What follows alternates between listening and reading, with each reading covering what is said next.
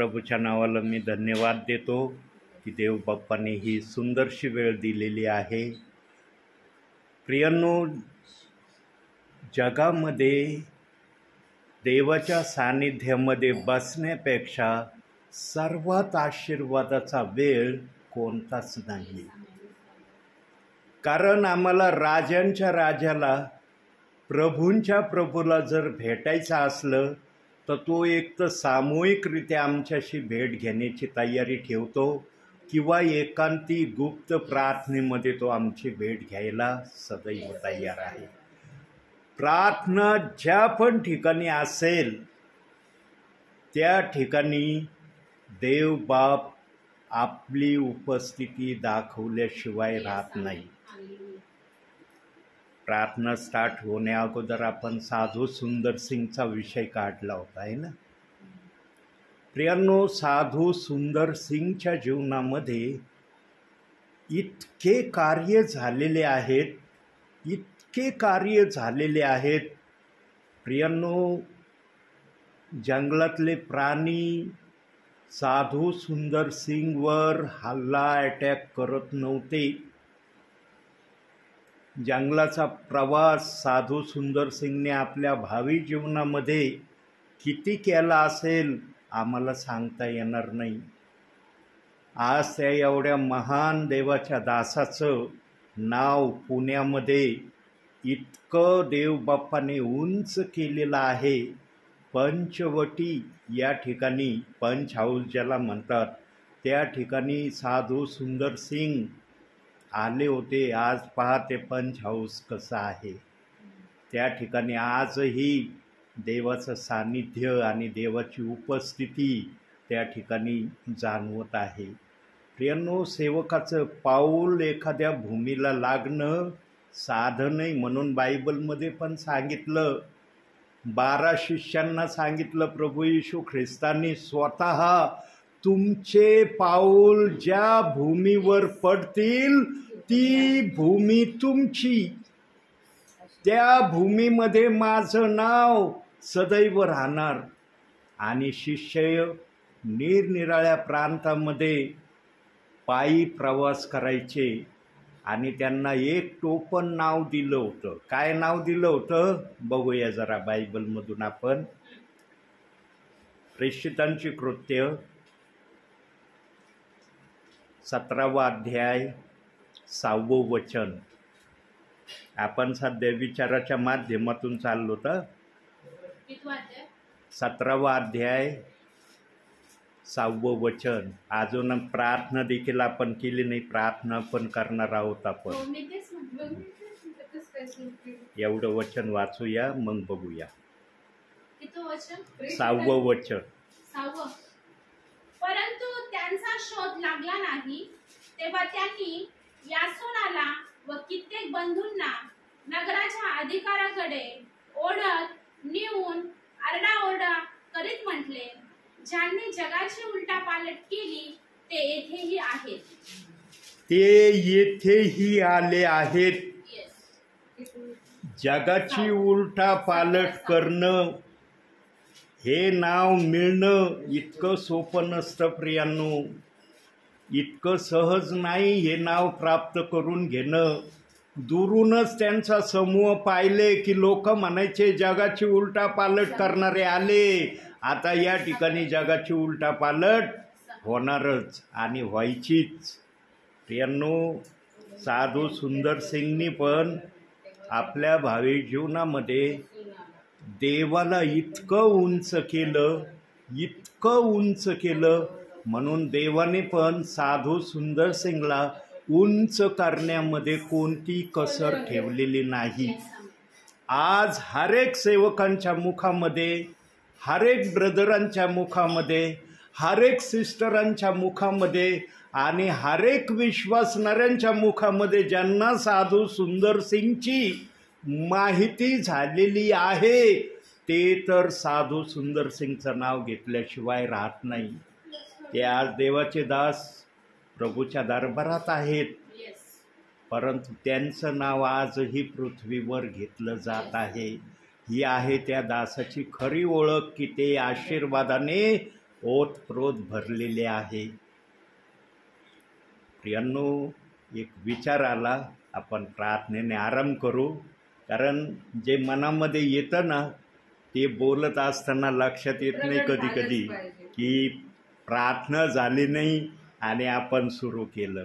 प्रियांनो, देव बाप्पाला जसं पण आपलं गौरव करून घ्यावायची इच्छा असते तसं सेवकाचा तो उपयोग करतो. म्हणून आपण प्रार्थना करूया आणि मग या विचाराला आपण पुन्हा कंटिन्यूमध्ये ठेवू. आपल्यासाठी आज आणखी प्रार्थना करतील. पवित्र पवित्र पवित्र पवित्र सेनाधीश परमेश्वर बाप्पा, आकाश आणि पृथ्वीच्या निर्माण करत्यामध्ये जिवंत प्रभू येशू, तुम्हाला धन्यवाद देते बाप्पा.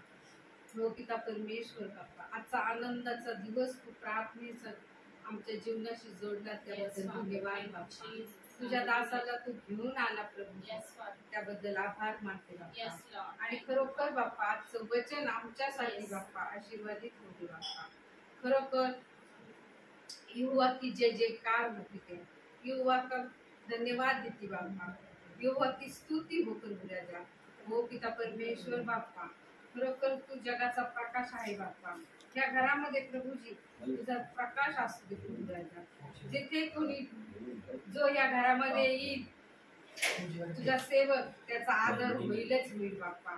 आणि खरोखर तुझी उपस्थिती बाप्पा आमच्यामध्ये असू दे परमेश्वर बाप्पा. कारण तुझं वचन सांगते की त्या जेथे दोघे किंवा तिघे मी तेथे हजर आहे. तू आमच्यामध्ये आहे प्रभू राजा, असा आम्ही विश्वास धरतो प्रभू राजा. सर्वशक्तिमान पिता परमेश्वर बाप्पा, आमच्या कुटुंबावर तुझा आशीर्वाद तू दिलाच आहेस बाप्पा. आणि आम्ही घोषित करतो प्रभू राजा, सर्वशक्तिमान पिता परमेश्वरा, माझं घर, अंगण, परिसर तुझ्या रक्तामध्ये बांधते पिता परमेश्वर बाप्पा.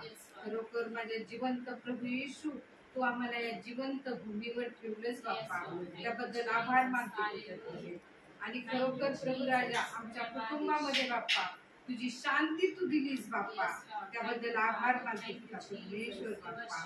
आणि ज्या गोष्टीसाठी आम्हाला माहीत नव्हत्या परमेश्वरा, त्या गोष्टी तू आमच्या जीवनामध्ये देत चाललास बाप्पा. आणि ते आम्ही अनुभवलंय प्रभूजी की तू आमच्या बरोबर आहेस बाप्पा.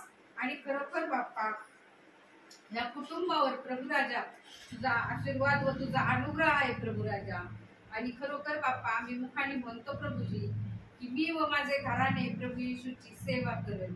तर खरोखर प्रभू राजा, होऊ दे या घरामध्ये कायम सेवा तुझी प्रभू राजा.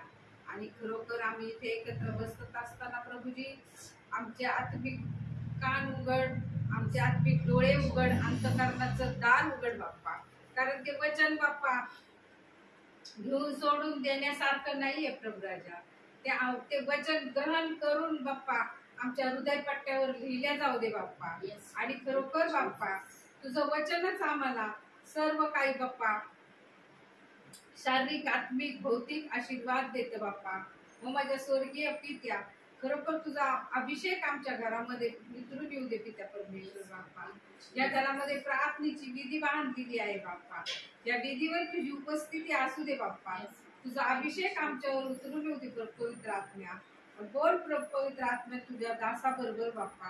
कारण बाप्पा तुझा दास बाप्पा आहे, त्याचं येणं तू आशीर्वादित केलेस प्रभू राजा. इथून पुढचं जाणं देखील आशीर्वादित केस. तुझ्या दासासाठी आम्ही दीर्घ आयुष्य, चांगली तब्येत स्वीकारतो येशूच्या नावामध्ये पिता परमेश्वर बाप्पा. सर्व शक्तिमान पिता परमेश्वर बाप्पा, माझ्या नातुंडावर, माझ्या सुनेवर, मुलावर, माझ्यावर तू आशीर्वाद दे प्रभू राजा. आणि खरोखर एक मन, एक चित्त प्रभू राजा आम्हाला एकत्रित कर प्रभू राजा. सर्व शक्तिमान पिता परमेश्वर बाप्पा, अशक्य गोष्टी शक्य करणारा परमेश्वर बाप्पा. आमच्या मनातले संकल्प तू जाणतोस परमेश्वर बाप्पा. आणि तू निश्चित ते देणारे आहेत असा आम्ही विश्वास ठेवतो परमेश्वरा.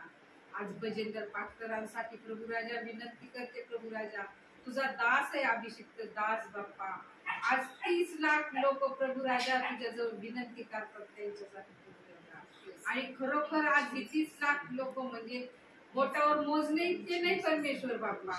आज त्यांच्या जे त्यांनी बाप्पा तर लोकांना निवडलेले आहे बाप्पा, त्यांना अनुभव आलेला आहे बाप्पा पास्टरांचा. आज ते रडून तुझ्याजवळ विनंती करतात परमेश्वर बाप्पा. जसे पाऊल आणि सिला बंदीशाळेत असताना परमेश्वरा त्यांनी स्तुती आराधना केली आणि त्यांची स्तुती आराधना तू ऐकली परमेश्वर बाप्पा. बंदीशाळेचे दरवाजे उघडले परमेश्वर बाप्पा आणि पौल आणि सिलाला तू बाहेर काढले परमेश्वर बाप्पा. आज आम्ही गजेंद्र पास्टरांसाठी विनंती करतो प्रभूजी, तू जेलचे दरवाजे उघडणारा परमेश्वर आहे बाप्पा. तू तिथं त्यांना ठेवू शकत नाही बाप्पा, कारण परमेश्वरात तुझी काहीतरी इच्छा असेल की जेलमध्ये तुझ्या दासाची सेवा करावी बाप्पा.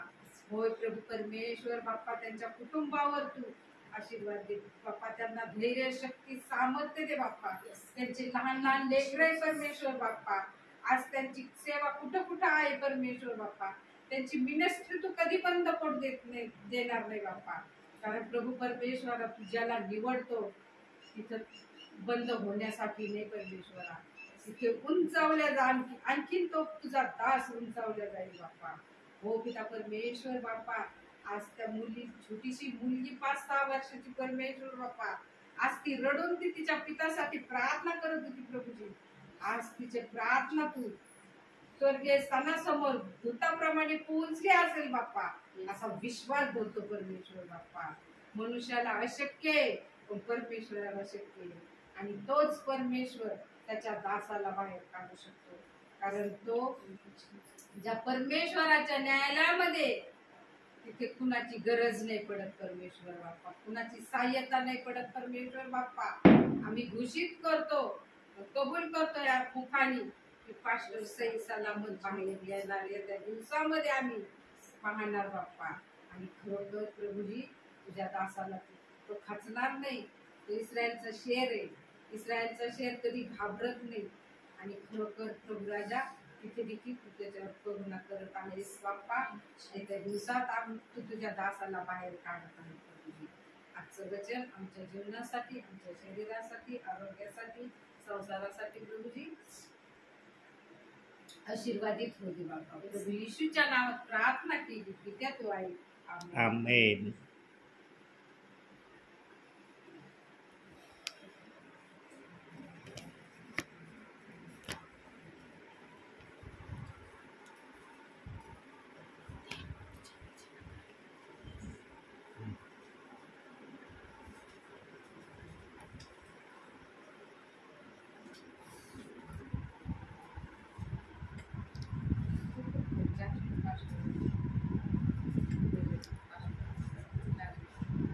गजेंद्र पास्टरांसाठी लास्टला प्रार्थना.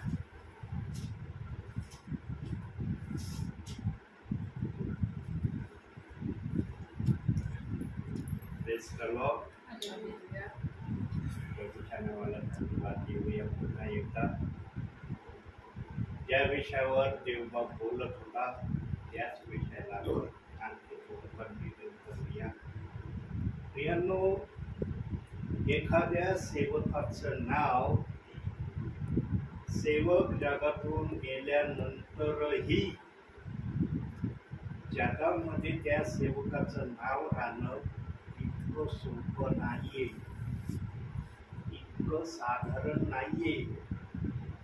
प्रियांनो, सेवकाचं नाव ते या जगातून गेल्यानंतरही जर त्या सेवकाचं नाव आजही जगामध्ये घेतलं जात आहे, जे साधू सुंदर सिंग विषयी आपण विचारातून सांगत होतो, त्या दासाच्या जीवाला आणि आत्म्यालाच माहीत असेल की प्रभूसाठी त्यांनी किती झळा खाल्ल्या. जो झिजेल तो चमकेल, जो झिजणार नाही तो चमकणार नाही. प्रभूच्या राज्यामध्ये ज्यांनी झीज खाल्ली ना त्यांची नावं आजही आहेत आणि त्याचे साक्षीदार 12 प्रेषित आहेत. प्रगटीकरणाच्या 21व्या अध्यायामध्ये दिलेला आहे 12 ढोंडे म्हणजे 12 प्रेषितांची नावं. 12 प्रेषितांनी जे केलं ना प्रियांनो, त्यांनी प्रभूचं नाव या जगामध्ये जिवंत ठेवण्याची महान सेवा केली. 12 प्रेषितांनी जे आज केलं ना त्याची माहिती ज्यांना खरी मिळालेली आहे त्यांनाच 12 प्रेषितांचं महत्व कळतं. पण आज 12 प्रेषितांना तेवढं महत्व काही जण देत नाहीत. ध्यान देऊ नाही का काय ऐकत आहेत तुमचे कान? 12 प्रेषितांचा आज काही जण तेवढा सन्मान करत नाही जेवढा सन्मान करण्याची अपेक्षा देव बाप हर एक विश्वासणाऱ्याकडून करतो आणि सेवकांकडूनही करतो. असं नाही की 12 प्रेषितांचा सन्मान फक्त विश्वासणाऱ्यांनी करावं आणि सेवकांनी सोडून द्यावं. आता तुम्ही म्हणता रे बापरे हे दास आज असं काय बोलायला लागले? आम्ही तर 12 प्रेषितांचा आदर करणारे आहोत, 12 प्रेषितांना आम्ही सन्मान देणारे आहोत. जर तुम्ही 12 प्रेषितांना आदर देणारे सन्मान देणारे असाल तर मग वचनातून त्याचा पुरावा बघूया आपण. कारण प्रत्येक गोष्टीला बायबलचं वचन हे साक्षीदार असतं. काही ठिकाणी देवाने या बायबलची जडणघडणच अशी केलेली आहे आपल्या इच्छेने की विचाराच्या माध्यमातून पण देवबाप कधी कधी वचनाचा उपयोग करायची देवबापाची मर्जी तो प्रकट करतो. आज जो कोणी म्हणतो ना आम्ही 12 प्रेषितांचा आदर करतो, मग 12 प्रेषितांचा जर तुम्ही आदर करणारे असाल तर जे वचन आता तुम्ही वाचणार आहात त्या वचनाचा तुम्ही किती आदर करता ते तुम्हाला दिसणार आहे. काढूया प्रेषितांची कृत्य 2रा अध्याय 38वा वचन.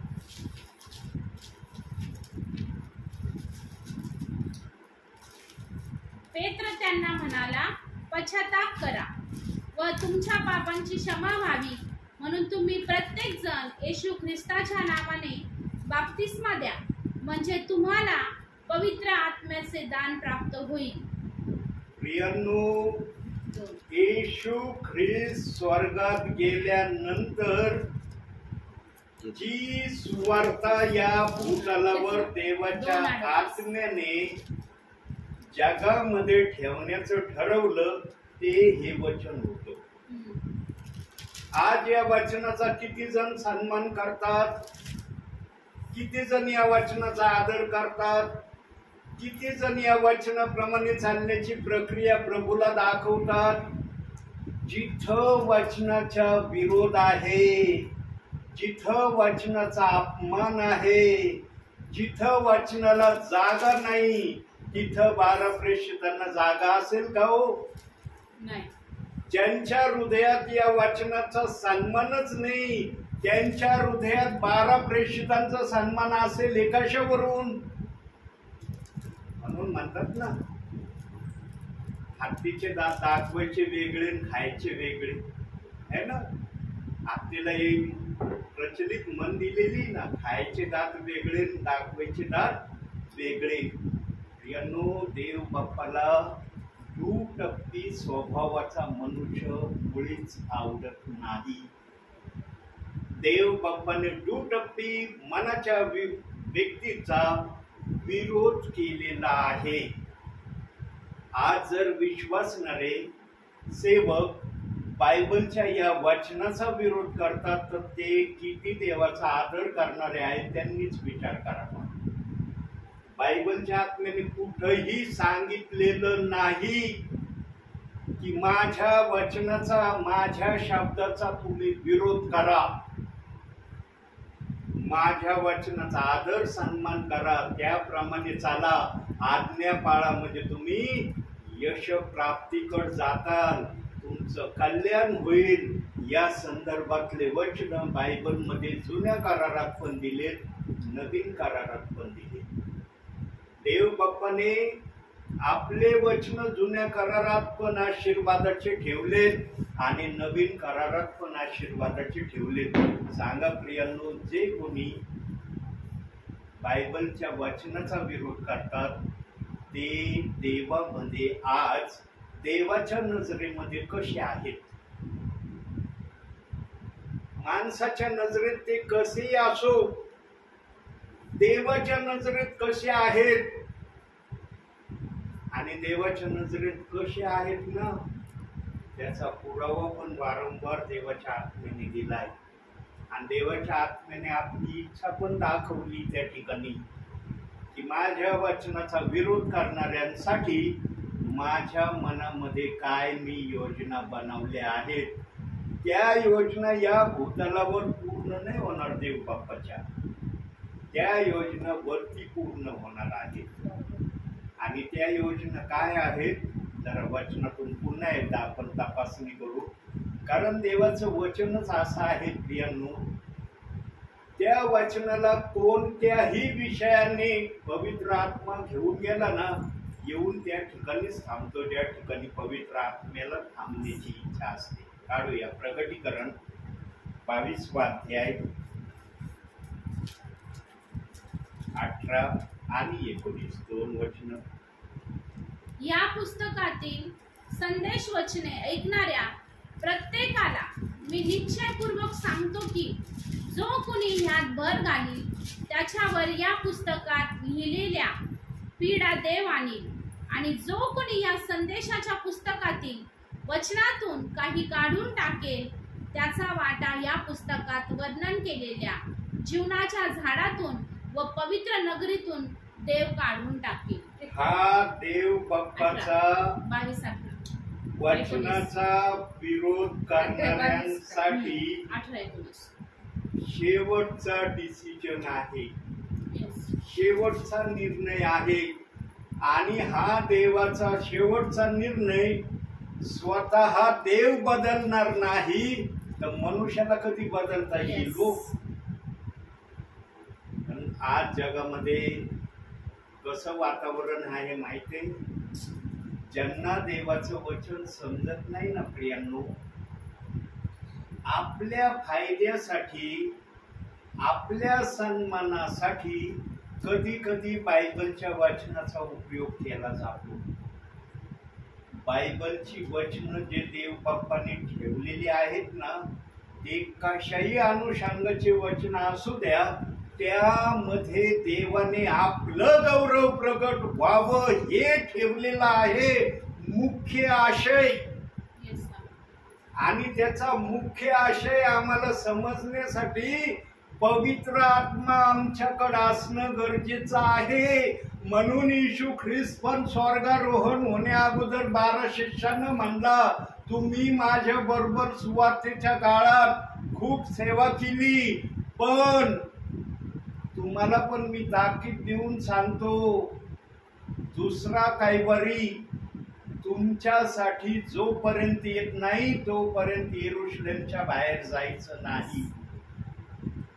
येशू ख्रिस्ताने अशा आज्ञा देऊन शिष्यांना पाठवलं नाही, मी चाललो स्वर्गामध्ये, आता तुम्ही जा जिकडं तुमचं मन करण तिकडं जा सेवेला, असं मुळीच देव बाप्पाचा आत्मा बोलला नाही. कैवारी येईल आणि तो माझ्याविषयी साक्ष देईल, माझ्याविषयी सांगेल तुम्हाला की तुम्हाला पुढची सेवा कशी करायची आहे. येशू ख्रिस्ताबरोबर 12 प्रेषितांनी मत्ते 28-19 सेवा केलेली होती, पण तिचं वर्णन बायबलमध्ये शब्दशः देवाच्या आत्म्याने ठेवलं नाही. ती देव बाप्पाच्या आत्म्याची इच्छा राहिली. देव बाप्पाच्या आत्म्याला देवाच्या पुत्राचं स्वर्गारोहण होण्यानंतरचं जे गौरव आहे त्याचं प्रमाण ठेवण्याची इच्छा होती. म्हणून येशू ख्रिस्त हयात असताना 12 प्रेषित पिता पुत्र पवित्र आत्म्याच्या नावामध्ये सेवा करत होते, याचं वर्णन डिटेल मध्ये दिलेलं नाही. म्हणून आज काही जण म्हणतात 12 प्रेषितांनी पण पिता पुत्र पवित्र आत्म्याची सेवा केली. मान्य केली त्यांनी ही सेवा, देवाच्या वचनाचा तेही विरोध करत नव्हते. येशू स्वतः त्यांच्या बरोबर असताना कोणामध्ये हिंमत असेल त्या वचनाचा विरोध करण्याची, पण देवाची मर्जी आपल्या इच्छेपेक्षा वेगळी इच्छा त्याने ठेवली होती. त्याची इच्छा जी होती तीच इच्छा पूर्ण होणार होती. म्हणून 12 प्रेषितांची मत्ते 28-19 वचनाचं जे काही कार्य त्यांनी केलं त्याचं वर्णन डिटेलमध्ये नाही, पण प्रेषित 2:38 वचनाचं वर्णन डिटेलमध्ये दिलं ना. आपण पाहिलं की त्यांना जगाची उलटा पालट करणारं हे नाव लोकांनी दिलं होतं. प्रियानो, हे नाव मिळणं इतकं सोपं नाहीये. आज साधू सुंदर सिंग प्रभूच्या दरबारात आहेत, तरी त्यांचं नाव हर एक संदेशामध्ये देवाचा आत्मा उच्चारण करतो. का करतो? कारण जे मनुष्याने पाहिलं नाही ते देवाच्या आत्म्याने साधू सुंदर सिंगला करत असताना पाहिलेलं आहे. एकांती तो दास सेवेला जायचा. कसा कसा जायचा, काय काय छळातून, काय काय त्रासातून, काय काय येणाऱ्या पेच प्रसंगातून तो दास जायचा, हे वर्णन देव बाप्पाच्या आत्म्याला जितकं जवळून माहीत आहे तितकं जवळून विश्वासणाऱ्यांना, सेवकांना माहिती नाही. आज त्यांचं साक्षी रूपाने जे काही पुस्तक छोटंसं अवेलेबल आहे त्याच्या आधारावरच आम्हाला साधू सुंदर सिंगच्या काही गोष्टी माहीत आहेत. परंतु देवाच्या आत्म्याला ज्या दिवसापासून साधू सुंदर सिंग त्याच्या नावामध्ये आला आणि जेव्हापासून साधू सुंदर सिंग या जगामध्ये दिसला नाही त्यापर्यंतची सर्व स्टोरी डिटेलमध्ये देवाच्या आत्म्याला माहिती. प्रियानो, एखाद्या दासाचं नाव तो दास नसताना जगामध्ये राहणं इतकं साधारण समजू नका. कधी कधी आम्हाला फार साधारण वाटतं बरं का, काय नाही केलं त्यांनी म्हणून त्यांचं नाव आहे, पण ते करत असताना त्यांच्या जीवाला किती झाडा लागल्या असतील याचा विचार आम्ही करत नाही. म्हणून जो झळ खातो ना त्यालाच फळ मिळतं, तो चमकतो. जो जळ खात नाही ना तो चमकतही नाही, त्याला फळही मिळत नाही. एका झाडावरचं 12 फळं खाण्याचं ज्यांना संधी मिळणार आहे त्या विश्वासणाऱ्यांसारखे, त्या दासांसारखे आशीर्वादित कोणी नाही. बघा, एका झाडाला 12 तऱ्हेची फळं, आम्ही कल्पना करू शकत नाही. एका झाडाला 12 तऱ्हेची फळं कसं आहे?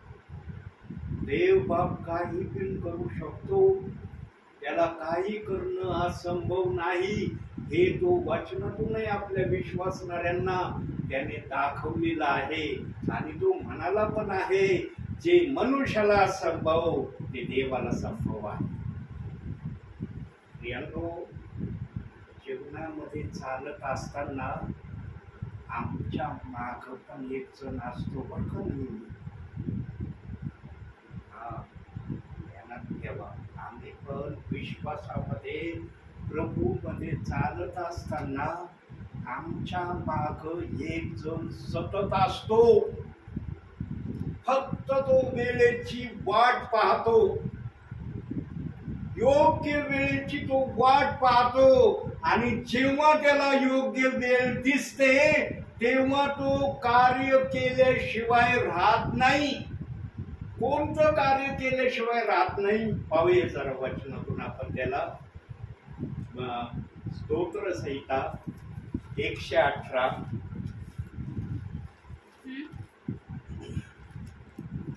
24वं वचन, सॉरी 13वं वचन. मी पडावे म्हणून तू मला जोराने धक्का दिलास, पण परमेश्वराने मला सावरले. प्रियांनो, आम्हाला धक्का देणारा कोण असतो माहिती का?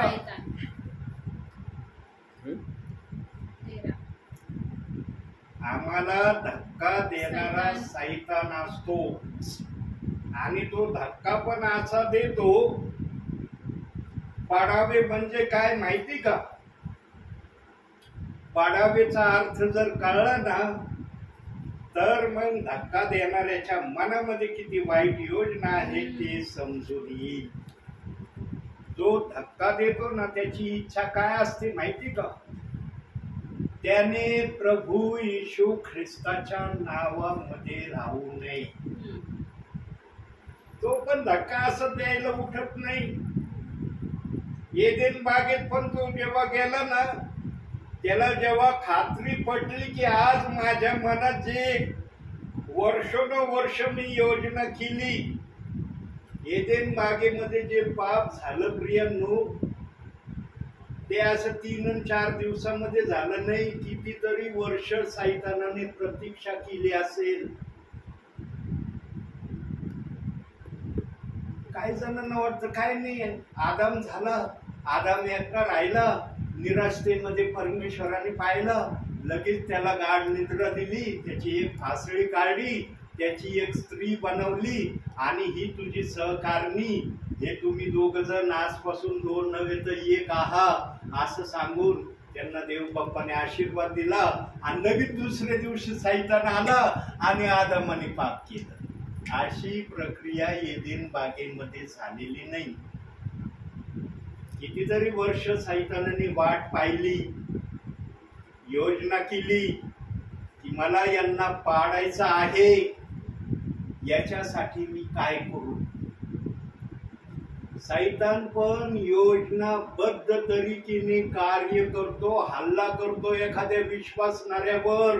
म्हणून देव बाप्पाने ओळखलं की हा माझ्या विश्वासणाऱ्यांना भविष्यामध्ये धक्का देऊन पाडण्याची तयारी करील. म्हणून त्याने एक साक्षीचं प्रमाण बायबलच्या वाचनात ठेवलं. काय ठेवलं ते पण बघूया आपण.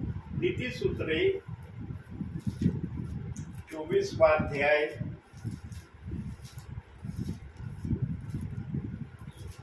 16वं वचन. कारण नीतिमान 7 वेळा पडला तरी पुन्हा उठतो, पण दुर्जन अरिष्ट आल्याबरोबर जमीनदोस्त होतात. सैतानाच्या मनामध्ये 24 देवाच्या नावापासून माझ्या लोकांना पूर्णपणे दूर करण्यासाठी तो धक्का देणार आहे. हे जेव्हा परमेश्वराने त्याच्या मनातली बात ओळखली, तेव्हा देव बाप्पाने हे वचन लिहिलं की जरी माझा विश्वासणारा 7 वेळेस पडला, म्हणजे 7 वेळेस जरी माझ्या विश्वासणाऱ्याने माझं नाव सोडून दिलं आणि माझ्याकडे आला तरी मी त्याला स्वीकारेन. 8व्या वेळेस पाडल्यावर नाही, 7 वेळेस पर्यंतची देव बाप्पांनी मान्यता दिली. 8व्या वेळेसला मान्यता नाही. किती धूर्त सैतान आहे बघा. स्तोत्र संहितेमध्ये त्याची धूर्तता ठेवली आणि नीतिसूत्रामध्ये देव बाप्पाची योजना देव बाप्पाने प्रगट केली. म्हणून तो सार्वभौम आहे. त्याला सर्व कळतं, त्याला सर्व माहित होतं, तो सर्व काही जाणू शकतो. परमेश्वराने फक्त एक गोष्टीकडे आतापर्यंत लक्ष ठेवलेलं आहे. फक्त एक गोष्टीकडे लक्ष ठेवलंय बरं का परमेश्वराने. पण कोणत्या गोष्टीकडे लक्ष ठेवलं माहितीये?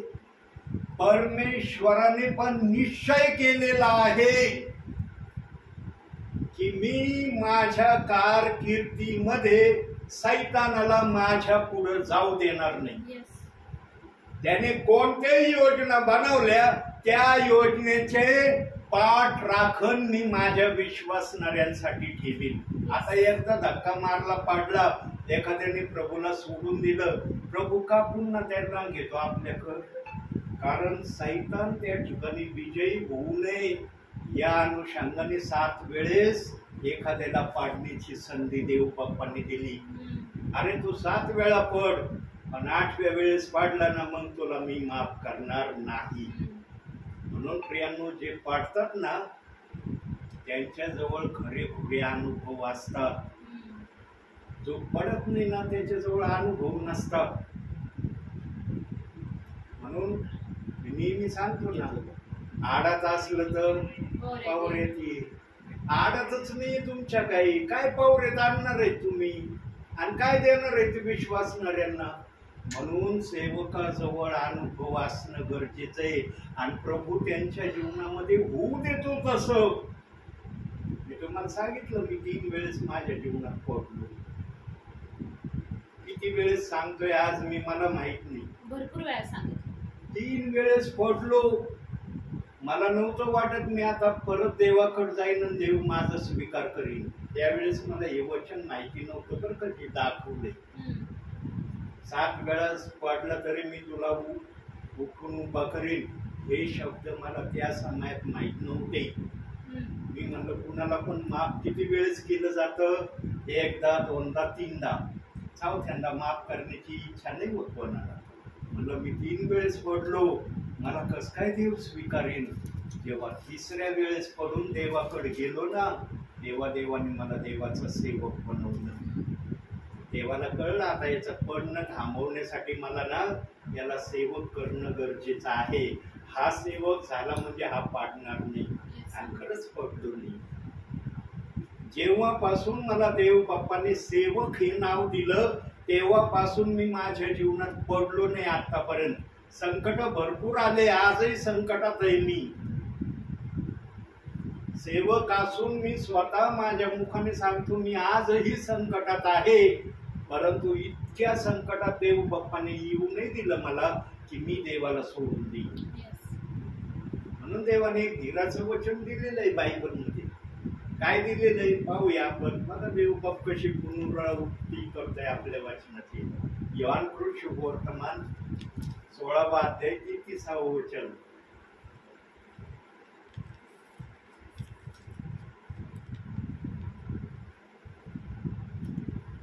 माझ्या ठाई तुम्हाला शांती मिळावी म्हणून मी तुम्हाला या गोष्टी सांगितल्या आहेत.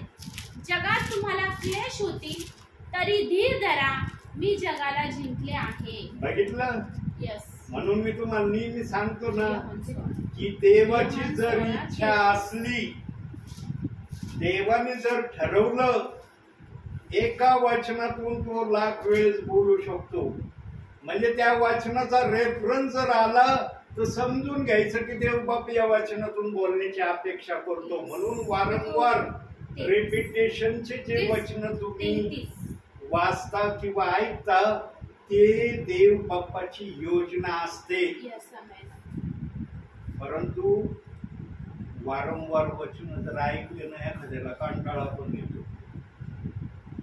मनुष्याची बुद्धीच अशी, वारंवार एका वचनाची पुनरावृत्ती जर सेवकाने केली तर त्यांना वाटतं अरे सेवकाजवळ या वचनाशिवाय दुसरा आहे का नाही, दुसरा संदेश आहे का नाही यांच्याजवळ. यांनो देवाला आपल्या लोकांना परफेक्ट विश्वासणारे बनवायचे आहे. म्हणून देवबाप वारंवार आपल्या वचनाची पुनरावृत्ती विश्वासणाऱ्यांसमोर करतो आणि सेवकाला म्हणतो बोल हे वचन. कारण देवाच्या मनामध्ये जो आशय, हेतू आणि उद्देश आहे ना तो आम्ही ओळखू शकत नाही की कोणत्या उद्देशाने देवबाप अशा प्रकारे वारंवार सांगण्याची अपेक्षा करतो. कोणाला ना कोणाला याचा आशीर्वाद मिळाल्याशिवाय राहत नाही. देव बाप्पाचं वचन विफल होणारं वचन नाही, सफल होणारं वचन आहे. ते विफल कधीच होणार नाही. कोणत्याही सबबीवर विफल होणार नाही. एकाच्या जीवनामध्ये जरी सफल झालं ना तर ते वचन सफल झालं त्यांच्यासाठी आणि तो बायबलचा शब्द पण सफल झाला. पण काही जणांच्या असं मनामध्ये विचार तर्क करतात, सर्व ठिकाणी जर झालं तर ते सफल झालं, एका ठिकाणी झालं तर काय विफल झालं का. मग आमचे तर्क लावण्याची पद्धती ना आमच्या बुद्धीची निरनिराळ्या प्रकारची आहे प्रिय. म्हणून आम्ही आमच्या बुद्धीने चालू नये. म्हणून नीतिसूत्र सलमोन राजाने सांगितलंय तू आपल्या बुद्धीवर अवलंबून राहू नको. आपल्या बुद्धीवर अवलंबून राहशील ना तर ती तुझी बुद्धी कधी ना कधी तुला धोका करायला सांगेल आणि तू तो धोका केल्याशिवाय राहणार पण नाही. म्हणून देव म्हणला माझ्या सांगण्याप्रमाणे तुम्ही चाला. आणि नेहमी देवाच्या सांगण्याप्रमाणे चालणारे असलो जीवनामध्ये आम्ही कधी विफल होणार नाही. जीवनामध्ये योबाने पण विफल होण्याच्या मार्गाकडे आपलं पाऊल टाकण्याची प्रक्रिया केली. बायबल सांगतं की योबाने पण विफलतेच्या वाटेवर आपले पाऊल टाकण्यास सुरुवात केली. केव्हा केली? जेव्हा त्याच्या जीवनामध्ये संकटावर संकट यायला सुरुवात झाली आणि असे संकट त्याच्यावर आले की त्याला विफलतेच्या वाटेकडे जाण्याचा मोह निर्माण झाला. माणसाच्या मनामध्ये पहिल्यांदा मोह येतो प्रियांनो. मोह आल्यावरच मनुष्य कृतीच्या मार्गाकडे जातो. आदामाला पण फळ खाण्याचा मोह आला म्हणून फळ खाल्लं त्यांनी. त्याला मोह नसताना झाला त्या फळाचा. त्याला पण मोह होण्याचं कारण काय होतं? कारण हव्वानी सांगितलं होतं हे फळ खाल्लं ना तू परमेश्वर होशील आणि तुझ्या बरोबर मी पण परमेश्वर होईल. आणि मग आदामाने वैयक्तिक विचार केला असं, अरे परमेश्वर व्हायचंय, बघू तरी परमेश्वर जसा आमच्याकडे येतो आम्ही पण बघू परमेश्वर झाल्यावर आम्हाला काय करण्याची संधी मिळती. पण सैतानाने हे सांगितलं नव्हतं की फळ खाल्ल्यावर तुमच्यावर संकट येणार आहे, देवाचा क्रोध तुमच्यावर उतरणार आहे आणि तो क्रोध काही अंशी माझ्यावर पण उतरणार आहे. कारण मी तुम्हाला हे खाण्यास भाग पाडलं म्हणून परमेश्वर माझी पण काही करणार नाही. पण सैतानाला देखील हे माहित नसल इतकी भयंकर शिक्षा सैतानाला देव बाप देणार आहे. सैतानाच्या डोक्यात जर विचार आला असता ना की परमेश्वर मला इतकी भयंकर शिक्षा देणार आहे, ह्या एदेन बागेतलं फळ मी जर परमेश्वराच्या हाताने निर्माण झालेल्या मनुष्याला खाऊ घातल्यावर माझ्यावर येणार आहे, कदाचित सैतानाने पण हे करण्यापासून स्वतःला आवरलं असतं. पण सैतान पण का आवरू शकलं नाही या गोष्टीला? कारण सैतानाच्या डोक्यात पण मोह आला होता. जो सैतानाच्या डोक्यात मोह आला होता तोच मोह त्याने परमेश्वराच्या हाताने घडलेल्या मनुष्याच्या डोक्यात टाकला, पण तो वेगळ्या प्रकारे टाकला. सांगायचं तात्पर्य हेच आहे, पाप करण्या अगोदर आम्हाला मोह निर्माण होतो, तेव्हा आम्ही पाप करतो. मग ते कसलं पाप करतो याचा आम्ही विचार करत नाही. आदामाने जर विचार केला असता ना, अरे मला स्वतः परमेश्वर म्हणला हे फळ खाऊ नको, मी कस काय खाऊ, त्याने विचार नाही केला त्या मोहाच्या अवस्थेमध्ये. आणि फळ खाल्ल्यावर त्याला कळलं. फळ खाल्ल्याबरोबर ताबडतोब कळलं आदामाला. सर्वप्रथम आदामाला कळलं, नंतर हबीला कळलं. कारण पाप करणारा जो असतो त्याला प्रथम देवाने जाणीव करून दिली, पाप केलं ना आता बघ तुझ्या शरीराकडे. आणि त्याला दिसलं शरीर कसं आहे माझं. आणि मग लाज आली त्याच्यामध्ये, अरे असं आहे. झाडाच्या माग गेला, हवाने पाहिलं मी अशी ती झाडाच्या माग केली. परमेश्वराला कळलं यांनी काय गडबड केली. म्हणून बागेमध्ये येताना परमेश्वराने आदामा आदामा तू कुठे आहेस हा शब्द उच्चारला. आणि मग तो थरथर कापत झाडाच्या मागून हळूच दबक्या आवाजाने म्हणला, प्रभू मी झाडाच्या माग आहे. अरे रोज तर मी आवाज मारला तर पळत यायचं माझ्याकडं, आज तू झाडाच्या माग लपलास आणि ते पण दबकत आवाजात बोलतोस, काय झालंय? परमेश्वराची एक अपेक्षा होती या उभयतांकडून. काय अपेक्षा होती? यांनी आपले पाप प्रभू परमेश्वराकडे प्रथम सादर करावी, पण दोघांनी पण आपले पाप सादर केले नाही. जेव्हा परमेश्वराला कळलं की या धूर्त सैतानाने यांना पाप कबूल न करण्यापर्यंतचा मोह यांच्या डोक्यात घातलाय, तेव्हा मग परमेश्वर चिडला. आज सैतानाला आम्ही म्हणतो साप, साप म्हणलं की आम्हाला सैतानाची आठवण येते ना. सापाचं वर्णन दिलंय ना बायबलमध्ये. सैतान सुद्धा आपल्यासारखा चालणारा फिरणारा होता, आपल्यासारखा होता, चालणारा फिरणारा सर्व काही करणारा होता. जेव्हा शाप दिला तेव्हा तो सरपटायला लागला, आणि जेव्हा शाप दिला तेव्हा त्याला माती खायला लावली देव बाप्पाने. माती का खायला लावली? कारण ज्या मातीपासून मनुष्य घडवला होता त्या मातीला त्यांनी दूषित केलं, म्हणून सैतानाला तीच माती खायला लावली. हा मातीत राशील, मातीच खाशील आणि मातीतच मरशील, हा शाप दिला. देव बाप आपल्या समयामध्ये आपल्या मनातल्या योजना सांगितल्याशिवाय राहत नाही. इथं योग देखील मोहामध्ये जाण्याच्या तयारीत आला, आणि त्याला मोहामध्ये आणणारा कोण होता माहितीये?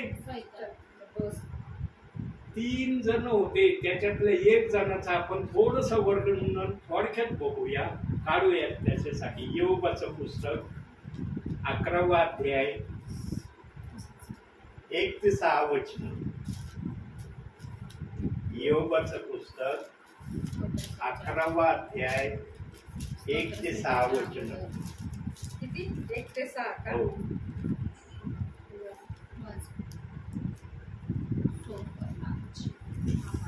मग सोफेर नामाती म्हणाला, हा शब्दाचा पूर उत्तर दिल्या वाचून वाहू द्यावा काय, वाचाळ खरा ठरावा काय. तुझ्या वटवटीने लोकांची तोंडे बंद होतील काय. तू निंदा करीत असता तुला कुणाची फजिती करायचा नाही काय. तू म्हणाला, माझा सिद्धांत शुद्ध आहे, देवाच्या दृष्टीने मी स्वच्छ आहे. देव जर बोलता तुझविरुद्ध आपले तोंड उघडता व तो ज्ञानाने रहस्य तुला निवेदन करता आपले चातुर्य बहुगुणित आहे हे तुला दाखवता तर किती बरे होते. देव तुझ्या बहुत अपराधांकडे कानाडोळा करतो हे लक्षात आण. 6वं वचन वाचा परत. 11व्या अध्यायाचे एकच वचन. तो ज्ञानाचे रहस्य तुला निवेदन करता आपले चातुर्य बहुगुणित आहे हे तुला दाखवता तर किती बरे होते. देव तुझ्या बहुत अपराधांकडे कानाडोळा करतो हे लक्षात आण. सोफेर नामाथी याने जेव्हा योबाला दोष लावायला सुरुवात केली आणि जेव्हा रहस्याची भाषा सोफर नामाथी बोलला तेव्हा योबाच्या डोक्यामध्ये वाईट गोष्टीचा मोह निर्माण झाला. कधी कधी आम्हाला ना कोणाच्या शब्दामुळं ना चांगलं मार्गाला चालण्याची प्रेरणा होऊ शकते. कधी कधी एखाद्याचं कडू बोलण्यामुळं आम्ही वाईट मार्गाला पण जाऊ शकतो. म्हणून आमच्या मुखावर आमचं नियंत्रण जर आम्ही योग्य ठेवलं तर आम्ही देवाच्या राज्यामध्ये योग्य प्रकारे चालणारे होऊ. ख्रिस्ती जीवनामध्ये ख्रिस्ताची आज्ञा नाही बरं का कोणालाही, सेवकाला पण नाही आणि विश्वासणाऱ्याला पण नाही, की एखाद्या विश्वासणाऱ्याच्या किंवा एखाद्या सेवकाच्या भावनेला ठेच पोहोचवण्याचं तुम्ही बोलावं. देवाने कुठंच परवानगी दिली नाही. देवाने एका गोष्टीला मान्यता दिली, जर त्याला सुधारण्यासाठी बोधपर तुला सांगण्याची इच्छा असेल तर तुला मी मान्यता देतो, पण त्याला माझ्या नावापासून भटकण्याची भाषा जर तू बोलतोस तर याला माझी मान्यता नाही. प्रियांनो, देवाचा आत्मा कधीही संदेशामध्ये एखाद्या व्यक्तीला टार्गेट करत नाही. कारण देव बाप्पाने जर 99 सोडे एकाला ढुंढायला गेला तर देवाचा आत्मा संदेशामध्ये कधीच एखाद्या व्यक्तीला टार्गेट म्हणून वचन देणार नाही. टार्गेटचं वचन सेवकाने कधी देऊच नाही. विश्वासी ब्रदर असले त्यांनी देऊ नये, विश्वासी सिस्टर असेल त्यांनी पण देऊ नये. कारण देवाचं वचन टार्गेटचं वचन आहेच नाही. देवाचं वचन सुधारण्याचं वचन आहे. देवाचं वचन बिघडण्याचं वचन नाहीये. म्हणून जर तुमच्या बोलण्याने एखादा जर सुधारतो तर समजून घ्यायचं देव बाप तुमच्या बरोबर आहे, पवित्र आत्मा तुमच्या बरोबर बोलतोय. पण एखाद्याच्या बोलण्याने जर एखादा व्यक्ती देवापासून दूर जायला लागतो तर देवाला कसं वाटतं? देव बाप कधीच टार्गेटचं वचन कुणासाठी देत नाही. आणि टार्गेटची भाषा कोणावर अवलंबून देवाचा आत्मा बोलतच नाही. देवाचा आत्मा जर एकाही व्यक्तीला नाकारित नाही तर देवाचा आत्मा एखाद्याला टार्गेटचं वचन म्हणून बोलायला लावेल का सेवकाला? इथं झालंय असं योबाच्या जीवनात. योबाने जेव्हा सोफर नामाचे शब्द ऐकले ना, आणि जेव्हा त्यांनी रहस्याची भाषा केली, तुझे पाप देव का क्षमा करतो, कारण देव तुझ्यावर दया करतो म्हणून क्षमा करतोय, हे रहस्य तुला कळत नाही. जेव्हा त्यांनी या गोष्टीचा विचार करायला सुरुवात केली योबाने, तेव्हा योबाची मन, योबाचं अंतःकरण एका गोष्टीकडे भटकलं, असं बायबलचं वचन आम्हाला सांगतं. काय सांगतं बघूया जरा. योबाचंच पुस्तक 16वा अध्याय 11वं वचन वाचा. देवाने मला अधर्माच्या स्वाधीन केले आहे, दुष्कर्माच्या हाती दिले आहे. बघा, योबाने एकंदर 6 दोष सोफर नामातीच्या बोलण्यावरून फक्त 7 दोष लावले असं नाही, अनेक प्रकारे तो दोषाच्या मार्गाने गेला. बायबल सांगतं. या 16व्या अध्यायापासून पुढे जर आम्ही पाहिलं 40 अध्यायापर्यंत, 40व्या अध्यायामध्ये परमेश्वराने योबाने जी पण भाषा बोललं ना परमेश्वराच्या विरोधामध्ये, त्याचं उत्तर द्यायला परमेश्वराने सुरुवात केली. 40व्या अध्यायामध्ये ते दिलंय. पण आता योबाने 6 प्रकारच्या कंप्लेंट्स परमेश्वराला काय केल्या, त्याच्यातली पहिली कंप्लेंट्स वाचली आपण. पुन्हा वाचा ती. देवाने मला अधर्माच्या स्वाधीन केले आहे, दुष्कर्माच्या हाती दिले आहे. बघा, पहिला दोष योबाने लावला, देवाने मला टाकून दिलं. अधर्माच्या स्वाधीन केलं म्हणजे टाकून दिलं, मला नापसंत केलं, माझ्यावर दया करण्याचं सोडून दिलं, मला आपल्या जवळ ठेवण्यापासून त्याने नाकारायला सुरुवात केली. निरनिराळ्या गोष्टी त्याच्या डोक्यामध्ये आल्या. एवढीच एक गोष्ट येऊन तो थांबला नाही. 12व्या वचनात काय म्हणतो बघा. मी सुखाने राहत असता त्याने माझा चुराडा केला आहे, त्याने माझी मान गुट धरून मला आपटून माझे तुकडे केले आहे. बघा, दुसरी मला त्याने मारा करण्याचे निशाण केले आहे. बघा किती भयंकर दुसरी गोष्ट बोलला तो. माझा चुराडा करून टाकला, माझा संसार उद्ध्वस्त केला, माझ्या इच्छा आकांक्षा त्याने नाहीशा केल्या, मला बेघर त्यांनी केलं, त्याने अनाथासारखं मला जगण्यास भाग पाडलं. काय काय त्याच्या डोक्यात विचार आले असतील. आता चुराडा केला म्हणल्यावर त्याच्यात का फक्त चुराडाच आला का? चुराडा म्हणजे काय? ह्या गोष्टी त्याच्या डोक्यात यायला सुरुवात झाल्या. आता परमेश्वर जेवढ्या सांगण्यास मला सांगतोय तेवढे मी सांगतो. मी माझ्या मनाचे सांगू शकत नाही. नाही. कारण पवित्र आत्म्याच्या वचनाला माझी बुद्धी चालू नाही शकत. पवित्र आत्मा जेवढं मला बोल म्हणून तेवढं मी बोलल्याशिवाय राहणार नाही. येस. म्हणजे दुसरा दोष असा त्यांनी दिला. तिसरा दोष बघा 13वं वचन, त्याचे बाण माझ्या सभोवर उडत आहे, माझी गैद न करता त्याने माझी कंबर मोडली आहे, त्याने माझे पित्त जमिनीवर पाडले आहे. तिसरा दोष त्यांनी असा लावला, लोकांचे कटू शब्द ऐकण्यास मला भाग पाडलं. लोकांसमोर दैन्य अवस्थेमध्ये फिरायला मला लावलं. मला अंगावर एकच वस्त्र धारण करून इकडं तिकडं फिरायला मला भाग पाडलं. माझ्या अंगाला गळवे लावले, माझ्या अंगाला किडे पाडले. बऱ्याच गोष्टी दिलेल्या आहेत. त्या शब्दशः त्या वचनात ते बोलत नाही, पण अध्यायामध्ये त्या गोष्टी त्यांनी त्या ठिकाणी प्रगट केल्या आहेत प्रभूने.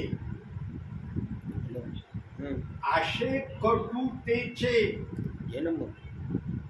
शब्द यो परमेश्वराला बोलला, पण परमेश्वर निगूढपणे योबाचं ऐकून घेत होता.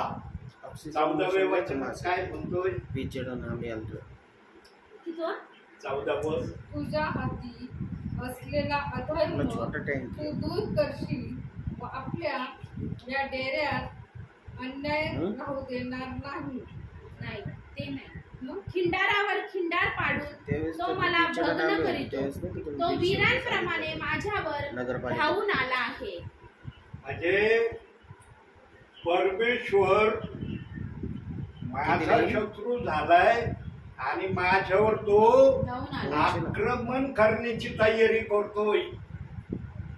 मला धुळीत मी कसा मिळल. माझी दैनीय अवस्था तर झालेलीच आहे, पण मी किती तडपण जास्तीत जास्त झुरण, जास्तीत जास्त माझ्या शरीराला वेदना कशा होतील याच्या अनुषंगाने परमेश्वर माझ्यावर चढाई करून येत आहे. बघा, योगाच्या डोक्यामध्ये पण संकट आल्यावर कसे कसे विचार त्याने प्रगट केले ते थोडक्यामध्ये पवित्र आत्म्याने वचनाच्या स्वरूपाने ठेवले.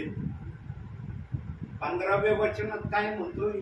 मी आपल्या त्वचेवर तरट शिवले आहे, मी आपले शृंग धुळीत लोळवले आहे, रडून रडून माझे तोंड लाल झाले आहे.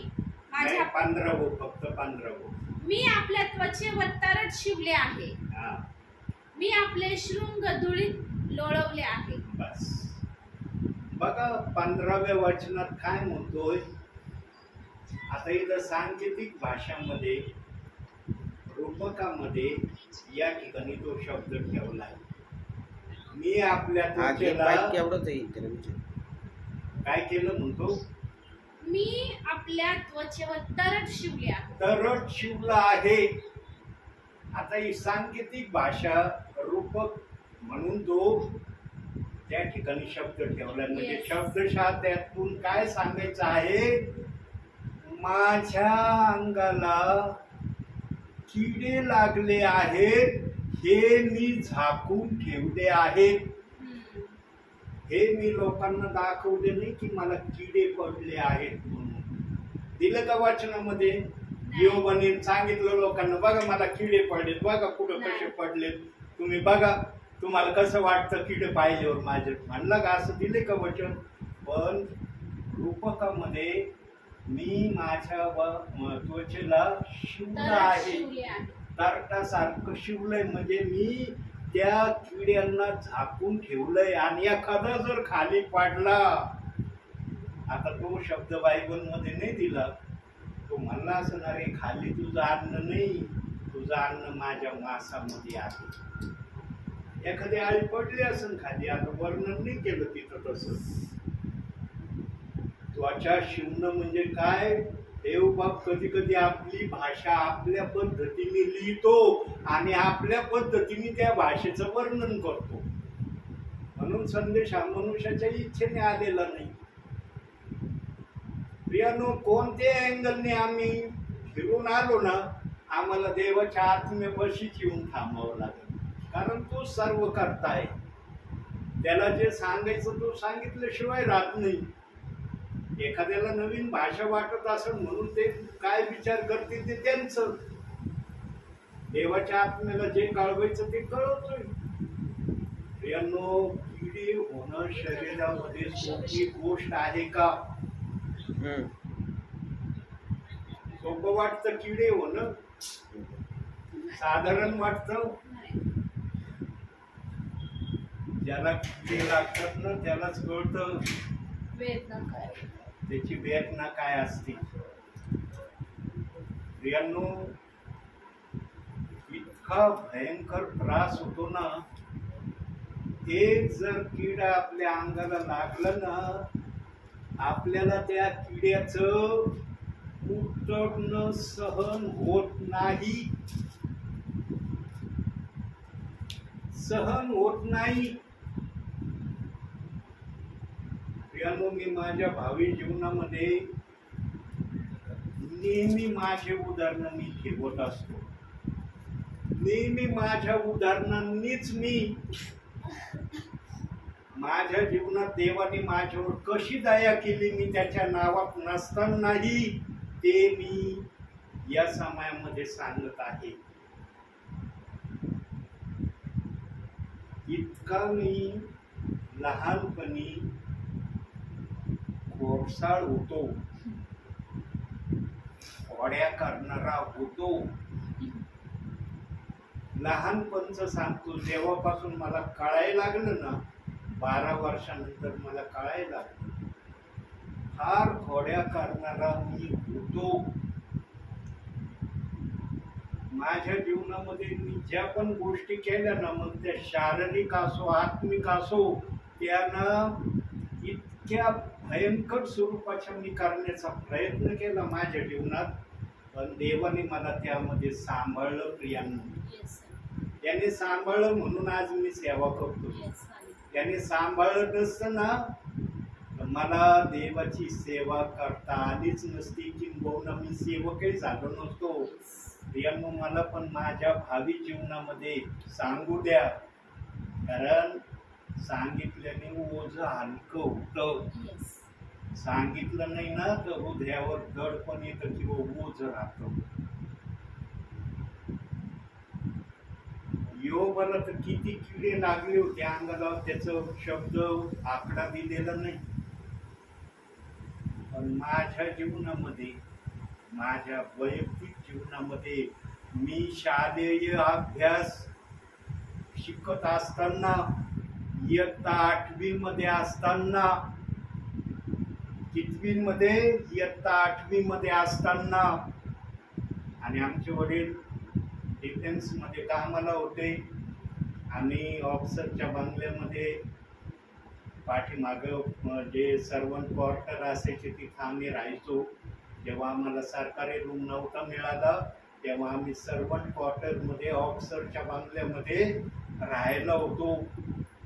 इतका आचपळ असायचो मी, इतका आचपळपणा मी करायचो.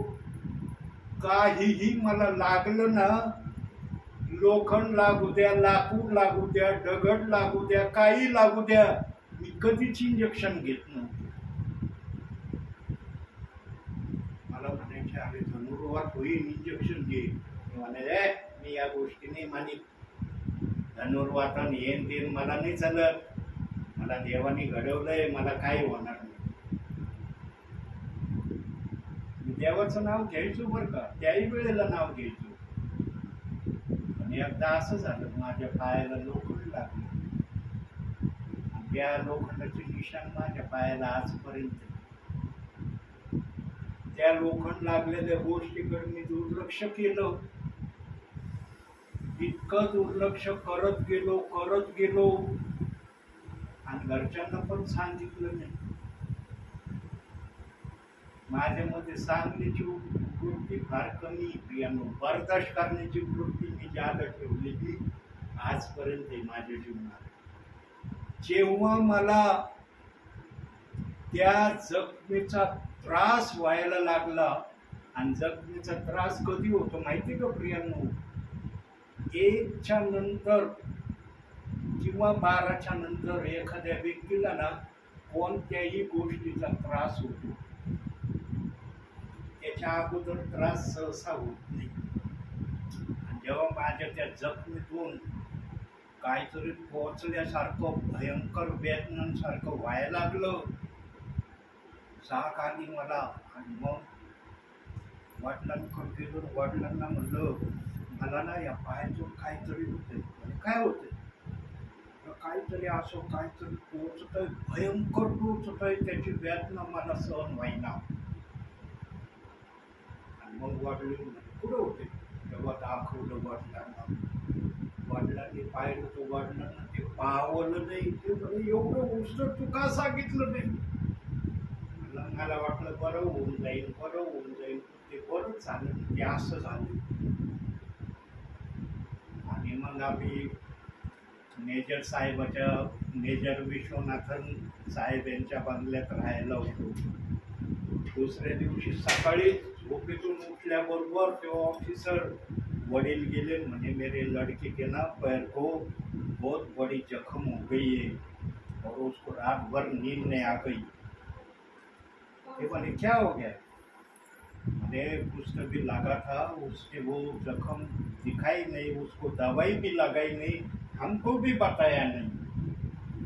मग जेव्हा ऑफिसरने पाहिलं मला, ते ऑफिसर इतके रागवले, म्हणे तू इतना बदमाश है, इतना बड़ा पैर को गड्ढा हो गया तेरे, तूने घर वालों को नहीं बताया. जब तुझे तकलीफ होने लगी तब तूने बताया कि मेरे पैर को ऐसा ऐसा हो गया. लोगों त्यांनी MI रूमला फोन केला आणि MI रूमला फोन केला, म्हणे ऐसा ऐसा एक पेशंट मैं भेज रहा हूँ. त्यावेळेला आर्मीमध्ये एवढं कडक सिस्टम नव्हती. ऑफिसरने फोन केला की लगेच ट्रीटमेंट व्हायचं. आता म्हणजे कशी सिस्टीम असं आर्मीचे सांगता येत नाही, पण त्यावेळेला आर्मी साहेबांचा फोन गेला लगेच ती प्रक्रिया व्हायची. आणि जेव्हा दवाखान्यात गेलो तिथं डॉक्टरांनी पाहिलं, डॉक्टरांनी त्या ऑफिसरांना फोन करून सांगितलं, म्हणे ये लड़के को 2 दिन के अंदर नहीं लाया रहता ना, इसका पैर काटना पड़ता. पैर काटने के सिवाय पर्याय नहीं बचा रहता ये लड़के के लिए, क्योंकि हड्डी को कीड़ा लग गया था इसलिए. माझ्या हड्डीला किडा लागला होता ना, हड्डीला तो टोकरायला लागला होता.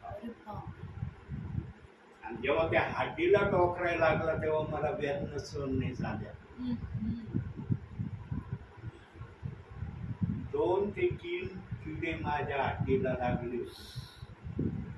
एक्सरा काढला, त्या एक्सरामध्ये दाखवलं, माझ्या पायाचा एक्सरा काढला होता त्या डॉक्टरने आणि दाखवलं होतं, देख बेटे तेरे पैर के अंदर हड्डी के अंदर क्या आहे. 3 किडे कुरतडायला लागले होते माझ्या हड्डीला. आणि ती हड्डी कुरतडणं मला बर्दाश्त झालं नाही. पण योग असा देवाचा, विश्वासू दास सेवक, त्याच्या हड्डीला तर किडे लागलेच होते, पण ते कुरतडीत पण होते रात्रंदिवस. तरी योग शांत राहिला, त्यांनी कंप्लेंट केली नाही,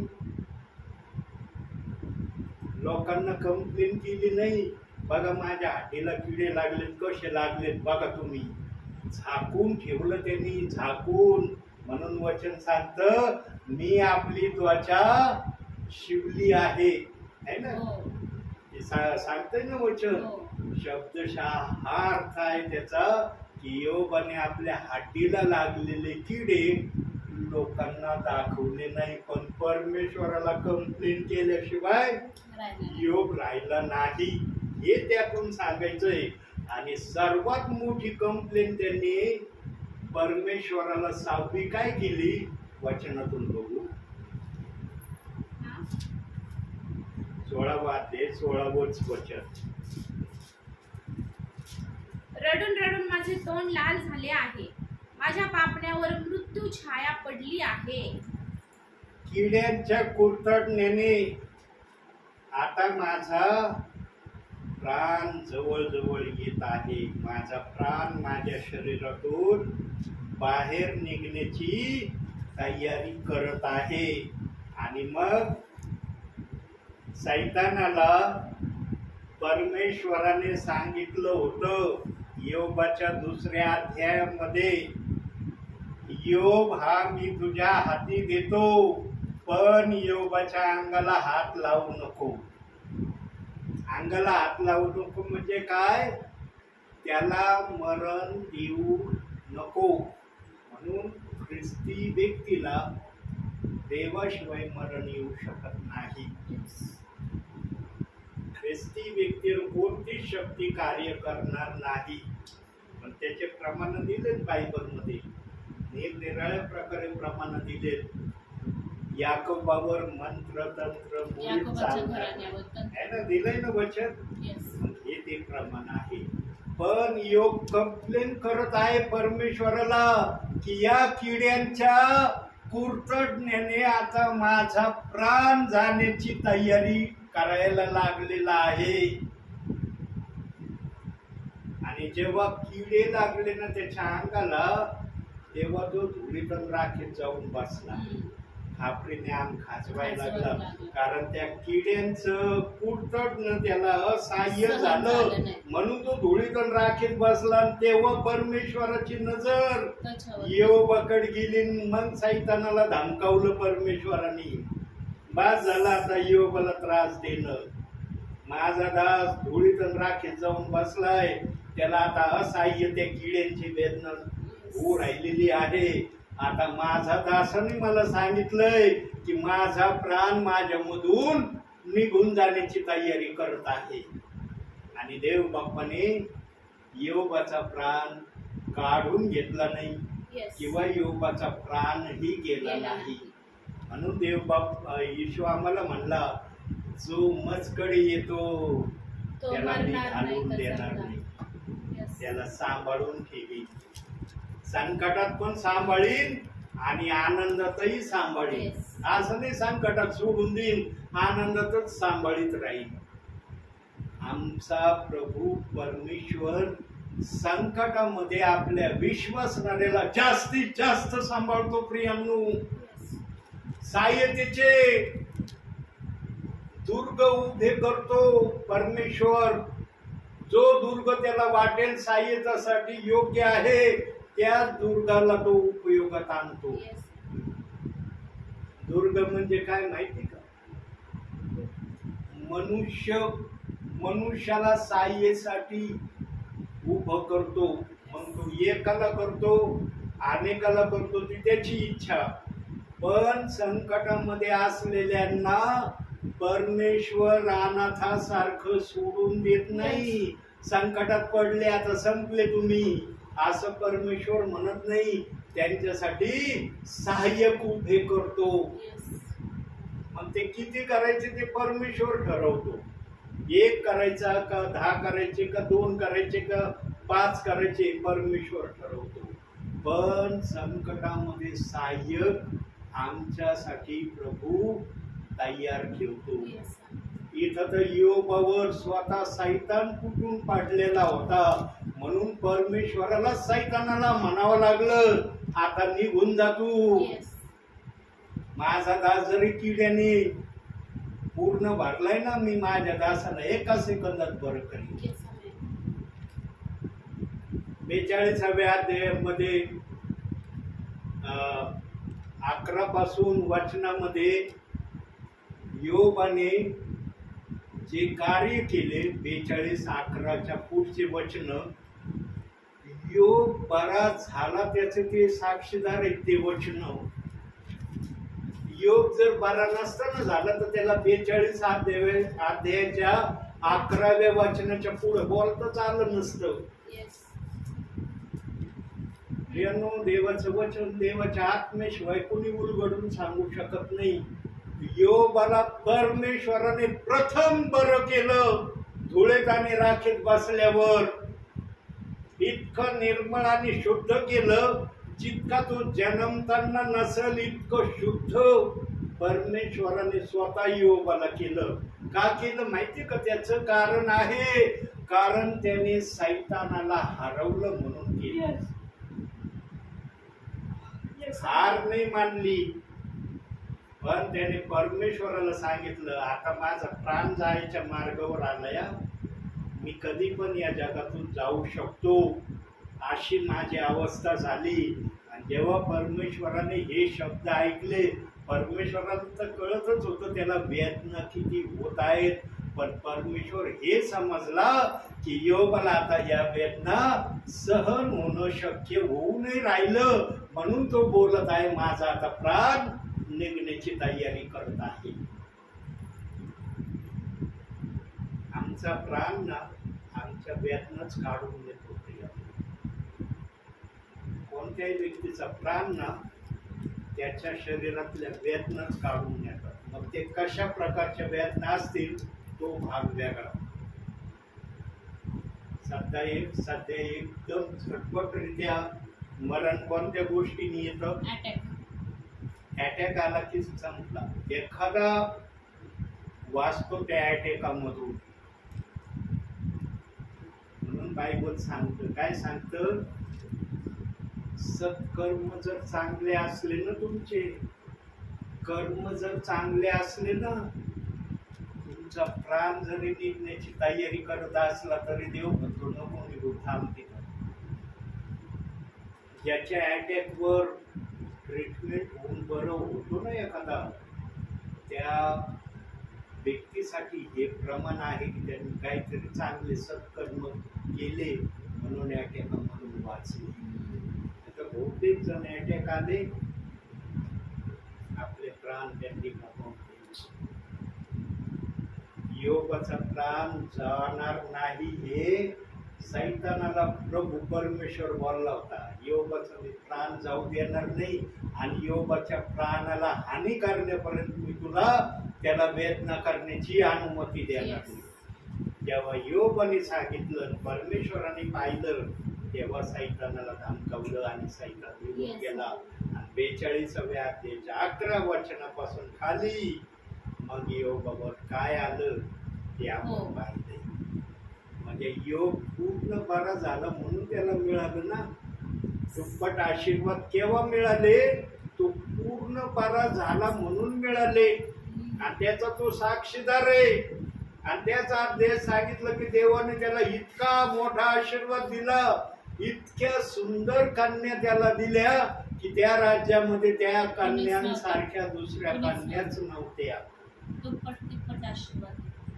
3 पिढ्यापर्यंत योगाने या भूतलावर आपलं अस्तित्व स्थापित केलं असं त्याच वचनात सांगितलं. प्रभू देतो ना, तो उदन देतो. उदन हात राखून देत नाही परमेश्वर, कधी उदन देतो. आणि एखाद्याचं काढून घ्यायचं ठरवलं ना, मग पूर्ण काढायला पण प्रभू हरकत घेत नाही. हा, मग त्याची अशी अवस्था करण्याची पण देव बापाला किंवन दया येत नाही की याची अवस्था काय झाली. म्हणून म्हणतात ना, देवाला देणं पण कळतं आणि देवाला काढून घेणं पण कळतं. म्हणून मनुष्याने ना देवाला रागीत एवढं आपल्या जीवनामध्ये कधी वागू नये. योबाने तशी तयारी दाखवली, पण परमेश्वराने योबाची भावना ओळखली. याला त्रास सहन व्हायना म्हणून हा बोलत आहे. याला त्रास असह्य व्हायला लागलाय, याचा प्राण जाण्याची आता तयारी करत आहे असं त्याचा समज झालाय. असं जेव्हा परमेश्वराला दिसलं तेव्हा सैतानाला काढून टाकलं, योबाला शुद्ध केलं. मग प्रियांनो, असे संकट जर योबावर आले आणि जे संकटाचं वर्णन बायबलमध्ये दिले आमच्यावर आले तर आमची काय अवस्था होईल? आम्ही टिकाव धरून का?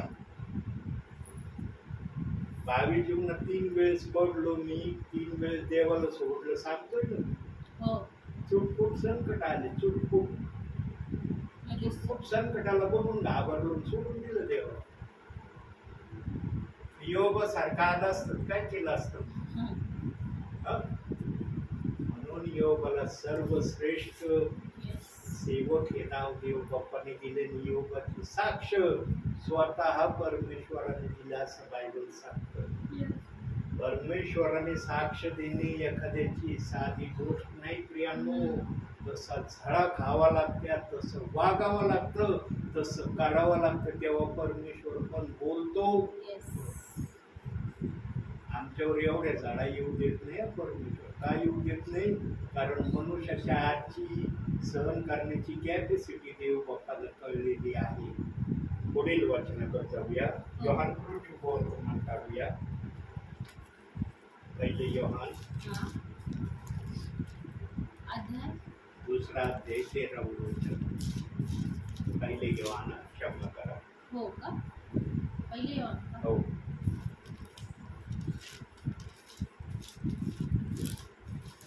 पहिले योहान दुसरा अध्याय 13 वचन. बापांनो, मी तुम्हाला लिहितो कारण जो प्रारंभापासून आहे त्याला तुम्ही ओळखता. तरुणांनो, मी तुम्हाला लिहितो कारण जो दुष्ट त्याला तुम्ही जिंकले आहे. मुलांनो, मी तुम्हाला लिहिले आहे कारण तुम्ही पित्याला ओळखता. त्यातला एक शब्द आपण 13वं वचन पाहूया. तरुणांनो, मी तुम्हास लिहितो कारण दुष्टाला तुम्ही.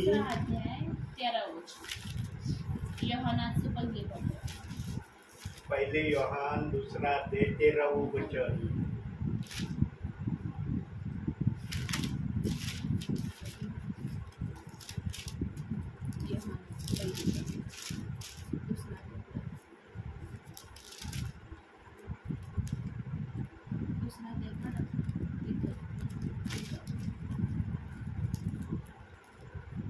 वाचा जर तुम्ही.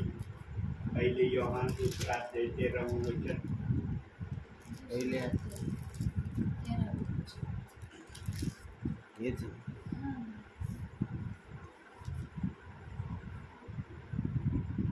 13वं वचन वाचा.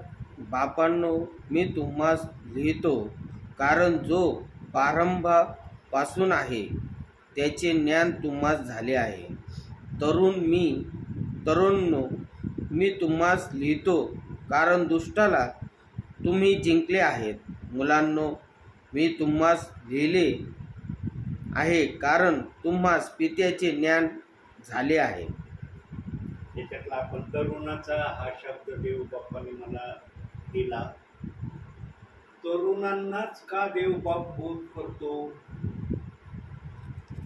तरुणांच्या द्वारे देव बाप आपलं गौरव करण्याचं का ठरवतो? तरुणांवरच कृपा करण्याची देव बाप्पाला इच्छा का होते? कारण तरुणामध्ये आपल्या तरुणपणामध्ये ताकद असते, जिगरीने लढण्याची शक्ती असते. वयोवृद्ध झाल्यावर नसती. वयोवृद्ध झाल्यावर ती ताकद, ती शक्ती त्यांच्यामध्ये तेवढी उपलब्ध राहत नाही जेवढी तरुणपणामध्ये असते.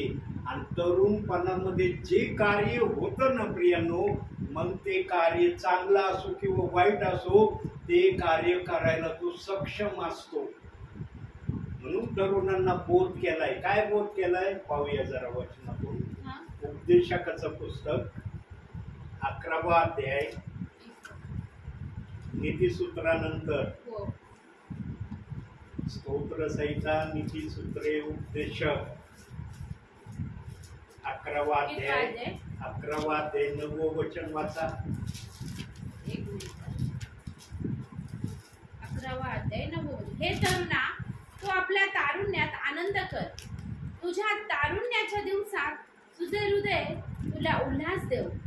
तू मनास वाटेल त्या मार्गाने व नजरेस येईल तसा चाल. पण या सर्वांबद्दल देव तुझा झाडा घेईल हे तुझ्या लक्षात असू दे. का तरुणांनाच हे म्हणला? कारण तरुण आपल्या वयामध्ये चांगलं असो अथवा वाईट असो ते करण्यासाठी ते जिगरीने कार्य करण्याची क्षमता आपल्यामध्ये उपलब्ध करतात आणि जिगरीने चालण्याची हिंमत आणि साहस दाखवतात. प्रियांनो, तरुणपणामध्ये जर आम्ही देव बाप्पाला उंच केलं, देव बाप्पाच्या आज्ञेमध्ये जर राहिलो, तर आम्हाला वयोवृद्ध स्थितीमध्ये आनंदाने दिवस घालवण्यास कारणीभूत होतील. बघा, आमच्या घरातले वडील तर 70 वयानंतर गेले. 70, 72, 73 वय असं आमच्या वडिलांचं. तेव्हा ते प्रभूच्या दरबारात गेले. पण आमची आई आज 84 वय चाललंय. 84 वय आमच्या आईचं आज रनिंग आहे, तरी आमची आई आजही चांगली आहे. जीवनामध्ये चांगले काम जर केले ना प्रियांनो, तर बायबलच्या वचनामध्ये लिहिलंय की मी तुझं आयुष्य वाढवीन. पुढे लिहिलंय नीतिसूत्रे 3 अध्याय 2 वचन. 3 अध्याय 2 वचन नीतिसूत्रे. कारण त्यापासून दीर्घ आयुष्य, वयोवृद्धी व कल्याण ही तुला प्राप्त होते. चांगले कर्म जर केले, भुकेल्याची भूक, तहानल्याची तहान, गरज व्यक्तीची गरज जर योग्य समयात तुम्ही मिटवली, भागवली, त्यांना सहाय्यता केली, हे चांगले कर्म तुमच्या जीवनामध्ये तुम्ही जर प्रभूमध्ये राहून केले, त्यांना तो आशीर्वाद तिथं ठेवलाय. तू वयोवृद्ध झाला तरी तुझं कल्याणच होईल आणि तू आनंदातच माझ्या नावामध्ये चालत राहशील. शेवटच्या वाचनाकडे जाऊ. योहान काढू आता. पहिले योहान नाही बरं का, योहान 12 अध्याय 45 वचन.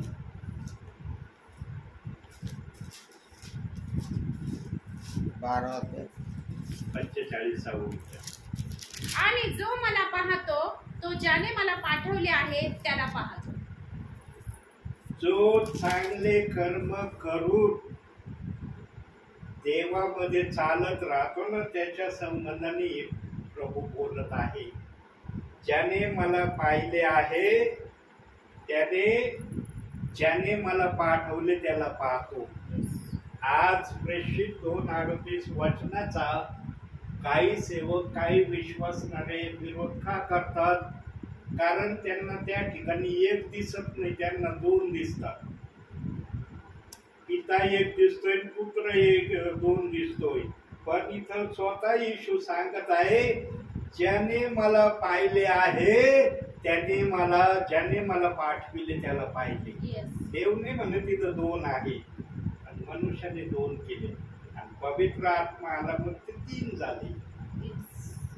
3चा एक आमचा देव बांधला. 3 in 1 आमचा देव आहे. आमचा देव 1 is 1 नाही, 3 in 1 आहे. 3 काम करणारा आमचा देव आहे, पण नाव एकच आहे त्याचं. त्याचे काम 3, पण तो एक आहे. पण देव असं आपल्या वचनाविषयी बोलत नाही. देव आपल्या पद्धतीने बोलतो. म्हणून येशूने काही गोष्टी प्रगट केल्या, आणि जाण्या अगोदर ज्या कैवरी विषयी म्हणला प्रभू येशू, तो कैवरी अग्नीच्या जीवांनी उतरला. मग ते 2 आणि कैवरी आलेलं 3 असं धरून आजचे काही विश्वासणारे चालले. तो जीवनामध्ये बायबलला आपल्या बुद्धीने कधी चालवू नका. बायबल जी भाषा बोलतोय ना, जशी बोलतोय ना, ती भाषा येची बोलतोय. हे बघा, आलेला घास देव देतोय ना, असा खा. त्याला असं फिरवून खाऊ नका. सरळ दिलंय ना देवाने वचन, सरळ ग्रहण करा. त्याला वाकडे तिकडे रस्ते नका ना उपलब्ध करू. आज देवाच्या वचनाला विपरीत मार्ग बनवले गेले, म्हणून आज 3 देव पण कार्य एक. त्याला दुसरी भाषा काय आहे? 3 देवाला दुसरी भाषा काय टोपण नाव दिलंय? मागं मी सांगितलं तुम्हाला, सांगितलं का नाही मागच्या संदेशात? बघा आता मी शब्द उच्चारल्यावर लगेच म्हणतो हो ब्रदर हा शब्द सांगितलं बरं का तुम्ही, पण आमच्या ध्यानात नाही राहिला. तुम्ही सांगितलं पण आम्ही गेलो विसरून. त्रैक्य, हा मी आता बोलले ना त्रैक्य, याच्या अगोदर. अच्छा मी ऐकला नाही. त्रैक्य त्रैक्य हा शब्द दिला. तीन आहे पण तो एक आहे, म्हणून आम्ही त्याला टोपण नाव त्रैक्य देतो. बायबल मध्ये त्रैक्य नावाचा शब्द दिलाय का देवाच्या आत्म्याने? अख्ख्या बायबल मध्ये त्रैक्य नावाचा शब्द दाखवा. नाही. आहे कुठं? नाही. मग जर देवाच्या आत्म्याने त्रैक्य नावाचा शब्द दिला नाही, मनुष्याने त्रैक्य नावाचा शब्द आणलाय आणि त्या शब्दाला धरून चालले, मग देवाचा शब्द बरोबर आहे का मनुष्याने आणलेला शब्द बरोबर आहे? देवाचा शब्द. देवाच्या शब्दाप्रमाणे चाललंय का आज? नाही. मग वचनाला वचनाने चालवावं का वचनाला माणसांनी चालवावं? वचनाप्रमाणे चाल. किती जण चाललेत आज? दिसतेत का प्रभूला? सगळेच्या सगळे आज सगळेच प्रभूचं नाव घेतात, सगळेच स्वर्गात जाण्याची तयारी ठेवतात, पण देव एक आहे आणि त्याने एक असून कसं आपल्या जीवनामध्ये आमच्यासाठी आदर्शाचे कार्य केलं हे किती जण धरून चाललेत आज? आज येते म्हणत त्रैक्य असलं तर बोला बरोबर, त्रैक्य नसलं ना पण नाही जमणार आमचा. मग तुम्ही आमच्या फिरचे नाही, तुम्ही आमच्या बरोबरचे नाही बरं का. तुमचा रस्ता वेगळा, आमचा रस्ता वेगळा. वर स्वर्गामध्ये आहेत का असे रस्ते? देववरती म्हणून का तुमचा रस्ता हा आहे स्वर्गाचा, तुमचा रस्ता हा आहे स्वर्गाचा म्हणून का? इथं एकच स्वर्ग आहे.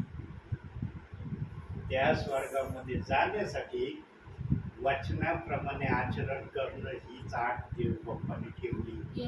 जो वचनाप्रमाणे आठ चालेल त्याला स्वर्गामध्ये जाण्याची संधी भेटणार आहे. जो स्वर्गामध्ये जाण्यासाठी वचनाप्रमाणे चालणार नाही त्याला न्यायासाठी उभं राहणं भाग्य आहे. आता तुम्हाला न्यायासाठी उभं राहायचं का स्वर्गात जाण्यासाठी तयार व्हायचं याचा विचार प्रभू येण्या अगोदरच तुम्हाला करायचा आहे. आणि हा विचार जर तुमचा असेल की मला स्वर्गात जायचंय, तर मग बायबलच्या कोणत्याही वचनाला दोष लावण्याचा अधिकार देवाने तुम्हाला दिलेला नाही. आणि जर तुम्ही हा अधिकार दोष लावण्याचं सोडून देत नाही, मग तुम्ही वैयक्तिकरित्या विचार करायचा की मी किती वचनाप्रमाणे चालणार आहे. म्हणून मी तुम्हाला मागील संदेशात सांगितलं ना, विश्वासणाऱ्याला पृथ्वीवरूनच कळणार आहे माझं जाणं स्वर्गात होईल अथवा नाही होणार. वरती गेल्यावर न्यायासाठी उभे राहिले ना, समजून घ्यायचं तुम्ही पृथ्वीवर देवाच्या इच्छेप्रमाणे वागले नाही म्हणून न्यायासाठी उभे राहिले, पण वचनाप्रमाणे जर वागले तर मग त्याचा शेवटचा एक पुरावा दाखवून आपण या ठिकाणी आता थांबणार. शेवटचा पुरावा जो वचनाप्रमाणे वागतो त्यांचा पुरावा दाखवतो. योहान शुभवर्तमान 5वा अध्याय 24वे वचन, शेवटचं वचन.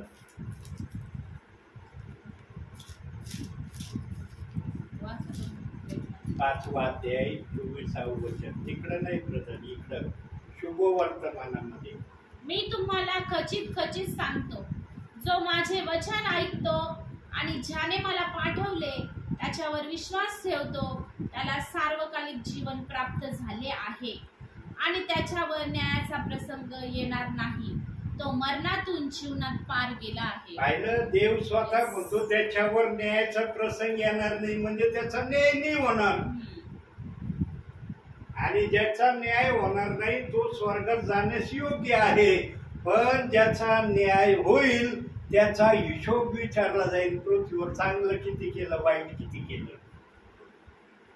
सत्कार्य किती केले, दान किती दिलं, दशमांश किती दिला चर्चमध्ये, याच्या विचारणावर होईल.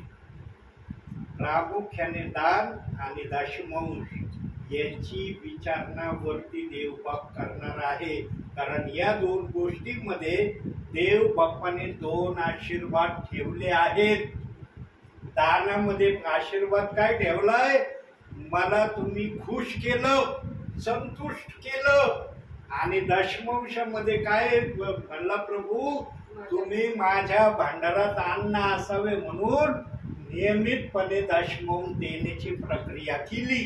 मग तिथं सांगितलंय जागा पावणार नाही एवढा आशीर्वाद मी तुम्हावर वर्षितो की नाही याची प्रतीती पहा. देवाने पण, आम्ही देवाला दिल्यावर देवाने पण आम्हाला रिटर्न द्यायचं ठरवलेलं आहे. म्हणून देव वचनात म्हणतो मी कोणाचा ऋणी नाही. देव कधीच कोणाचा ऋणी राहत नाही बरं का. तुम्ही सत्कार्य केलं ना त्याचं प्रतिफळ इथं देतो तो. आणि वर आमच्यासाठी स्पेशली दोन आशीर्वाद आहेत. तसे तर अनेक आशीर्वाद आहेत पण स्पेशली दोन कोणते आहेत?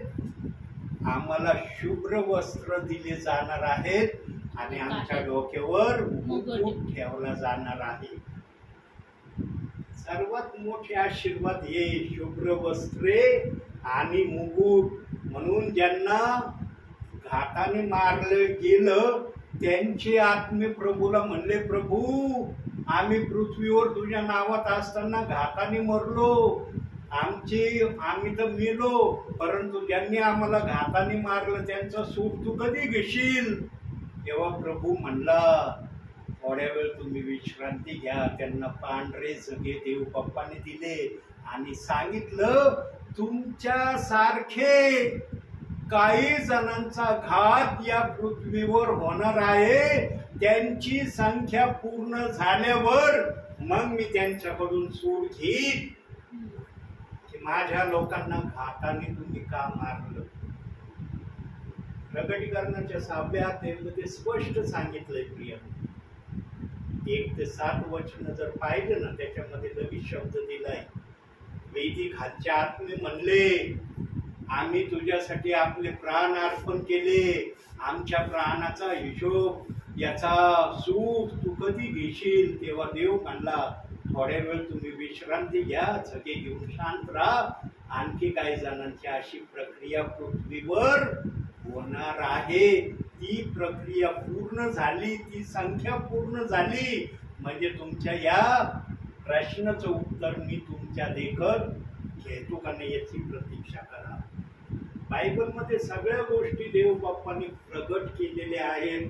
फक्त बोलणारा पवित्र आत्मा आमच्या जवळ पाहिजे. फक्त 4 वचनं तुमच्यासाठी आणली होती. 4 वचनाच्या पुढे माझ्याजवळ वचन नाहीत. पण देव बाप किती वेळ बोललाय वचनातून मला माहित नाही. हे आहे तुमच्यासाठी आशीर्वादाचं प्रमाण की देव बाप तुमच्यावर किती आशीर्वाद ओतण्याची तयारी दाखवतो. यांनो धन्य ते प्रियजन आहेत ज्यांच्या बरोबर देवाचा आत्मा वचनातून बोलतो. आणि धन्य तो सेवक आहे ज्याची निवड देवबाप या कार्यासाठी करतो. यांनो ऐकणारा धन्य आहे आणि बोलणारा पण धन्य आहे. पण याच्यापेक्षा श्रेष्ठ पवित्र आत्मा आहे. म्हणून पवित्र आत्मा आहे तर सेवा आहे. पवित्र आत्मा नाही तुमची सेवा नाही. म्हणून प्रियांनो तुम्ही विश्वासी आहात. आत्मविश्वासी मान्य करतात ना की आम्ही विश्वासी आहे. तुमच्यामध्ये पवित्र आत्मा बोलतो का? पवित्र आत्मा तुमच्यामध्ये आहे याची तुम्हाला खात्री माहिती झाली का? हे जर तुम्ही पृथ्वीवर प्रभू येण्या अगोदर जाणून जर घेतलं नाही, हे जाणून घेण्याविना जर प्रभूच्या दरबारात गेले तर याचा पण हिशोब देवबाप तुम्हाला विचारणार आहे. तुला खात्री होती का पवित्र आत्मा आहे तुझ्यामध्ये? पवित्र आत्म्याचे गुणधर्म काय माहिती का? पवित्र आत्मा खोटं बोलत नाही. पवित्र आत्मा कुणाचं वाईट करत नाही. पवित्र आत्मा कधी कपट धरत नाही. पवित्र आत्मा कधी कोणाची चुगली करत नाही. पवित्र आत्मा कधी कोणाच्या विरोधात वागण्याची तयारी दाखवत नाही. जेवढं पवित्र आत्म्याविषयी बोलल ना पवित्र आत्मा, तेवढ्या कृती पवित्र आत्मा करतोच. आता जेवढे उद्गार पवित्र आत्मेने मला बोलायला सांगितले, मी आपल्या समोर सांगितले. प्रियांनो, ही जागा, हे घर देव बाप्पाच्या नियंत्रणामध्ये आहे. जोपर्यंत देवाच्या नियंत्रणामध्ये ही जागा, हे घर आहे ना, तोपर्यंत याला कसली भीती नाही. पण ही जागा आणि हे घर सदैव नियंत्रणामध्ये देवाच्याच राहावं, याच्यासाठी तुम्हाला पण एक कार्य करण्याची जबाबदारी देवाने दिली. काय? तुम्ही पवित्र आत्म्याच्या प्रेरणेने प्रभूमध्ये चालतात की नाही याची खात्री ओळखून घ्या. जर पवित्र आत्म्याने असेल, पवित्र आत्मा बोलत नाही, पवित्र आत्मा करून दाखवतो. पवित्र आत्मा बोलणारा नसतो, कृती करणारा असतो. तुम्ही जर कृती करणारे आहात तर तुम्ही समजून घ्यायचं, आम्ही पवित्र आत्म्याच्या प्रेरणेने देवाच्या नावामध्ये चालणारे, विश्वासणारे आहोत. म्हणून आजच्या या छोट्याशा संदेशातून देव तुम्हाला आणि मला भरपूर आणि भरपूर आशीर्वाद देव. आम्ही प्रेयर करत होती, पण नका बोल. पवित्र पवित्र सेनाधीश परमेश्वर बापा, आकाशाच्या आणि पृथ्वीच्या निर्माण करते आमच्या जिवंत प्रभू परमेश्वर पित्या, आम्ही तुझ्या नावाला धन्यवाद देतो, तुझी स्तुती करतो, तुझी प्रशंसा करतो माझ्या देवा. ओ प्रभू, अब्रामाच्या, इसाकाच्या, याकोबाच्या देवा, आम्ही तुला धन्यवाद देतो, तुझी स्तुती करतो बापा. खरोखर परमेश्वर बापा, दावीद राजा म्हणतो, कुणी घोड्यांची कुणी रथांची प्रशंसा करते, पण आम्ही तर आमच्या जिवंत देवाची प्रशंसा करतो. आणि खरोखर प्रभू, आम्ही तुझी आणि तुझीच प्रशंसा करतो बापा. तुझ्या समान, तुझ्या वेगळा कुणीच नाही माझ्या देवा. ओ प्रभू, इस्रायलाच्या रक्षकाला कधी झोप लागत नाही व तो कधी डुलकी घेत नाही. आणि खरोखर परमेश्वरा, जसे अहोरात्र तुझे नजर आमच्याकडे लागलेले आहेत परमेश्वरा, त्याचप्रमाणे प्रभू आमची नजर आम्ही तुझ्याकडे लावितो माझ्या देवा. आज परमेश्वर बापा, तुझं वचन सांगतं, ज्या जागेमध्ये दोघे किंवा तिघे आहेत त्यामध्ये तू आहेस. पिता, पुत्र, पवित्र आत्मा, आम्ही तुला धन्यवाद देतो, तुझी स्तुती करतो बापा. होय परमेश्वर बापा, तुझ्या इच्छेनुसार पुन्हा एकदा आम्हा सर्वांना तू एकत्रित आणलं परमेश्वरा, तुझ्या नावाचं गौरव करण्यासाठी, तुझं वचन ऐकण्यासाठी. आणि खरोखर परमेश्वर बापा, तुला धन्यवाद देतो, तुझी स्तुती करतो बापा. खरोखर परमेश्वरा, दावीद राजा म्हणतो, जगातील 1000 दिवसांपेक्षा तुझ्या अंगणातील एक दिवस मला आनंदाचा वाटतो, हर्षाचा वाटतो. आणि खरोखर परमेश्वरा, आम्ही देखील म्हणतो, तुझ्या उपस्थितीमध्ये जो आनंद आहे परमेश्वरा, या जगामध्ये कुठेच नाही माझ्या देवा. आज प्रभू परमेश्वर बाप्पा, तुझ्या उपस्थितीमध्ये बाप्पा, खरोखर परमेश्वरा, आमचा जीव तुला धन्यवाद देतो माझ्या देवा. आजचा दिवस तू आम्हाला दाखवलास माझ्या देवा. तुझी दया, तुझी करुणा, तुझा अनुग्रह तू आमच्यावर केलंस परमेश्वरा, त्याबद्दल तुझे आभार आणि उपकार मानते बाप्पा. कारण तू सनातन प्रभू आहे बाप्पा. ओ तू सर्वसमर्थ परमेश्वर आहेस माझ्या देवा. ओ लॉर्ड, खरोखर बाप्पा, तू कधी न संपणारा परमेश्वर आहे बाप्पा. तू अनादी कालापासून तर अनंत कालापर्यंत तूच परमेश्वर आहेस माझ्या देवा. खरोखर प्रभू, तू म्हटलास, आकाश जसं पृथ्वीपासून उंच आहे तशी तुझी दया, तुझी कृपा तुझ्या भयधरणावर आहेत माझ्या देवा. आज खरोखर बाप्पा, जसं योबा बरोबर बाप्पा तू होतास माझ्या देवा, जसं तुझं भय त्याच्या जीवनामध्ये होतं बाप्पा. ओ प्रभू, त्याची जेवढे संकट आले बाप्पा, पण त्याने तुला सोडलं नाही माझ्या देवा. ओ शेवटपर्यंत प्रभू, तो तुझ्या बरोबर विश्वासू राहिला माझ्या देवा. आणि खरोखर बाप्पा, सहन शक्तीच्या पलीकडे परमेश्वर बाप्पा, आज त्याची परीक्षा होण्यात आली माझ्या देवपा. पण प्रभू, तुझं वचन सांगतं, मी धीर धरून परमेश्वराची वाट पाहिली आणि परमेश्वराने मला दर्शन दिले. आणि खरोखर परमेश्वर, ज्या वेळेस त्याचा प्राण संपत आला बाप्पा, त्यावेळेस तू त्याला दर्शन दिलं माझ्या देवा. आणि त्या परिस्थितीमधून तू त्याला बाहेर काढलेस बाप्पा. आणि खरोखर ओतप्रोत आशीर्वाद बाप्पा तू त्याला दिलेस माझ्या देव बाप्पा. पहिल्यापेक्षाही अधिक दुप्पट तिप्पट आशीर्वाद तू त्याला दिलेस माझ्या देवा. आणि खरोखर बाप्पा, पास्टरने सुंदरशा वचनाद्वारे प्रभू आम्हाला आशीर्वादित केलं माझ्या देवा. म्हणून तुझ्या आभार आणि उपकार मानते बाप्पा. कारण तुझं एक एक वचन आशीर्वादित आहे माझ्या देवा, जे दुधारी तलवारीपेक्षाही तीक्ष्ण, जीव, आत्मा, सांधे, मच्छा यांना आरपार भेदून जाणारा आहे माझ्या देव बाप्पा. आणि खरोखर परमेश्वरा, तुझ्या वचनाद्वारे प्रभू आम्ही ऑलरेडी आशीर्वादित झालोय बाप्पा. आज खरोखर प्रभू आमचं दुःख तू आनंदामध्ये बदल, सुंदर घराचा आशीर्वाद तू आम्हाला दिलास. पण प्रभू आम्ही म्हणतो प्रभू हे घर आमचं नसून हे तुझं आहे माझ्या देवा, आणि या घरातून हर एक सेवकांद्वारे तुझं महान गौरव होत आहे. म्हणून तुला धन्यवाद देते, तुझी स्तुती करते बाप्पा. खरोखर परमेश्वरा पास्टरांचं येणं जाणं तो आशीर्वादित करतोस, म्हणून तुला धन्यवाद देते, तुझी स्तुती करते प्रभू. परमेश्वर पित्या खरोखर बाप्पा, जसा पौल परमेश्वर बाप्पा जेलमध्ये होता बाप्पा, आणि मंडळीने प्रार्थना केली परमेश्वरा, आणि ते जेलचे दरवाजे उघडले गेले. आज त्याचप्रमाणे परमेश्वर जे आमचे वजनदार पास्टर आहेत बाप्पा, खरोखर माझ्या देव बाप्पा, जे साधू सुंदर सिंग द्वारे प्रभू ज्या पंजाब खरोखर बाप्पा ज्या पंजाब शहराचं बाप्पा तारण झाले बाप्पा, आज त्या सेवकासाठी आम्ही तुझ्याकडे विनंती करतो बाप्पा. आज प्रभू परमेश्वर पित्या, जसे पौलचे जेलचे दरवाजे उघडले गेले बाप्पा, जसा पौल जेलमध्ये होता बाप्पा आणि मंडळीने प्रार्थना केली, त्याचप्रमाणे प्रभू आज आम्ही पास्टरांसाठी प्रार्थना करतो. आणि खरोखर परमेश्वर बाप्पा, आम्हाला माहिती आहे प्रभू कोणाची इच्छा नाही बाप्पा, पण तुझी इच्छा पूर्ण होणार बाप्पा. आणि तुझी इच्छा नाही की तुझ्या सेवकाने परमेश्वर बाप्पा शक्तीच्या पलीकडे परीक्षेमध्ये राहावं.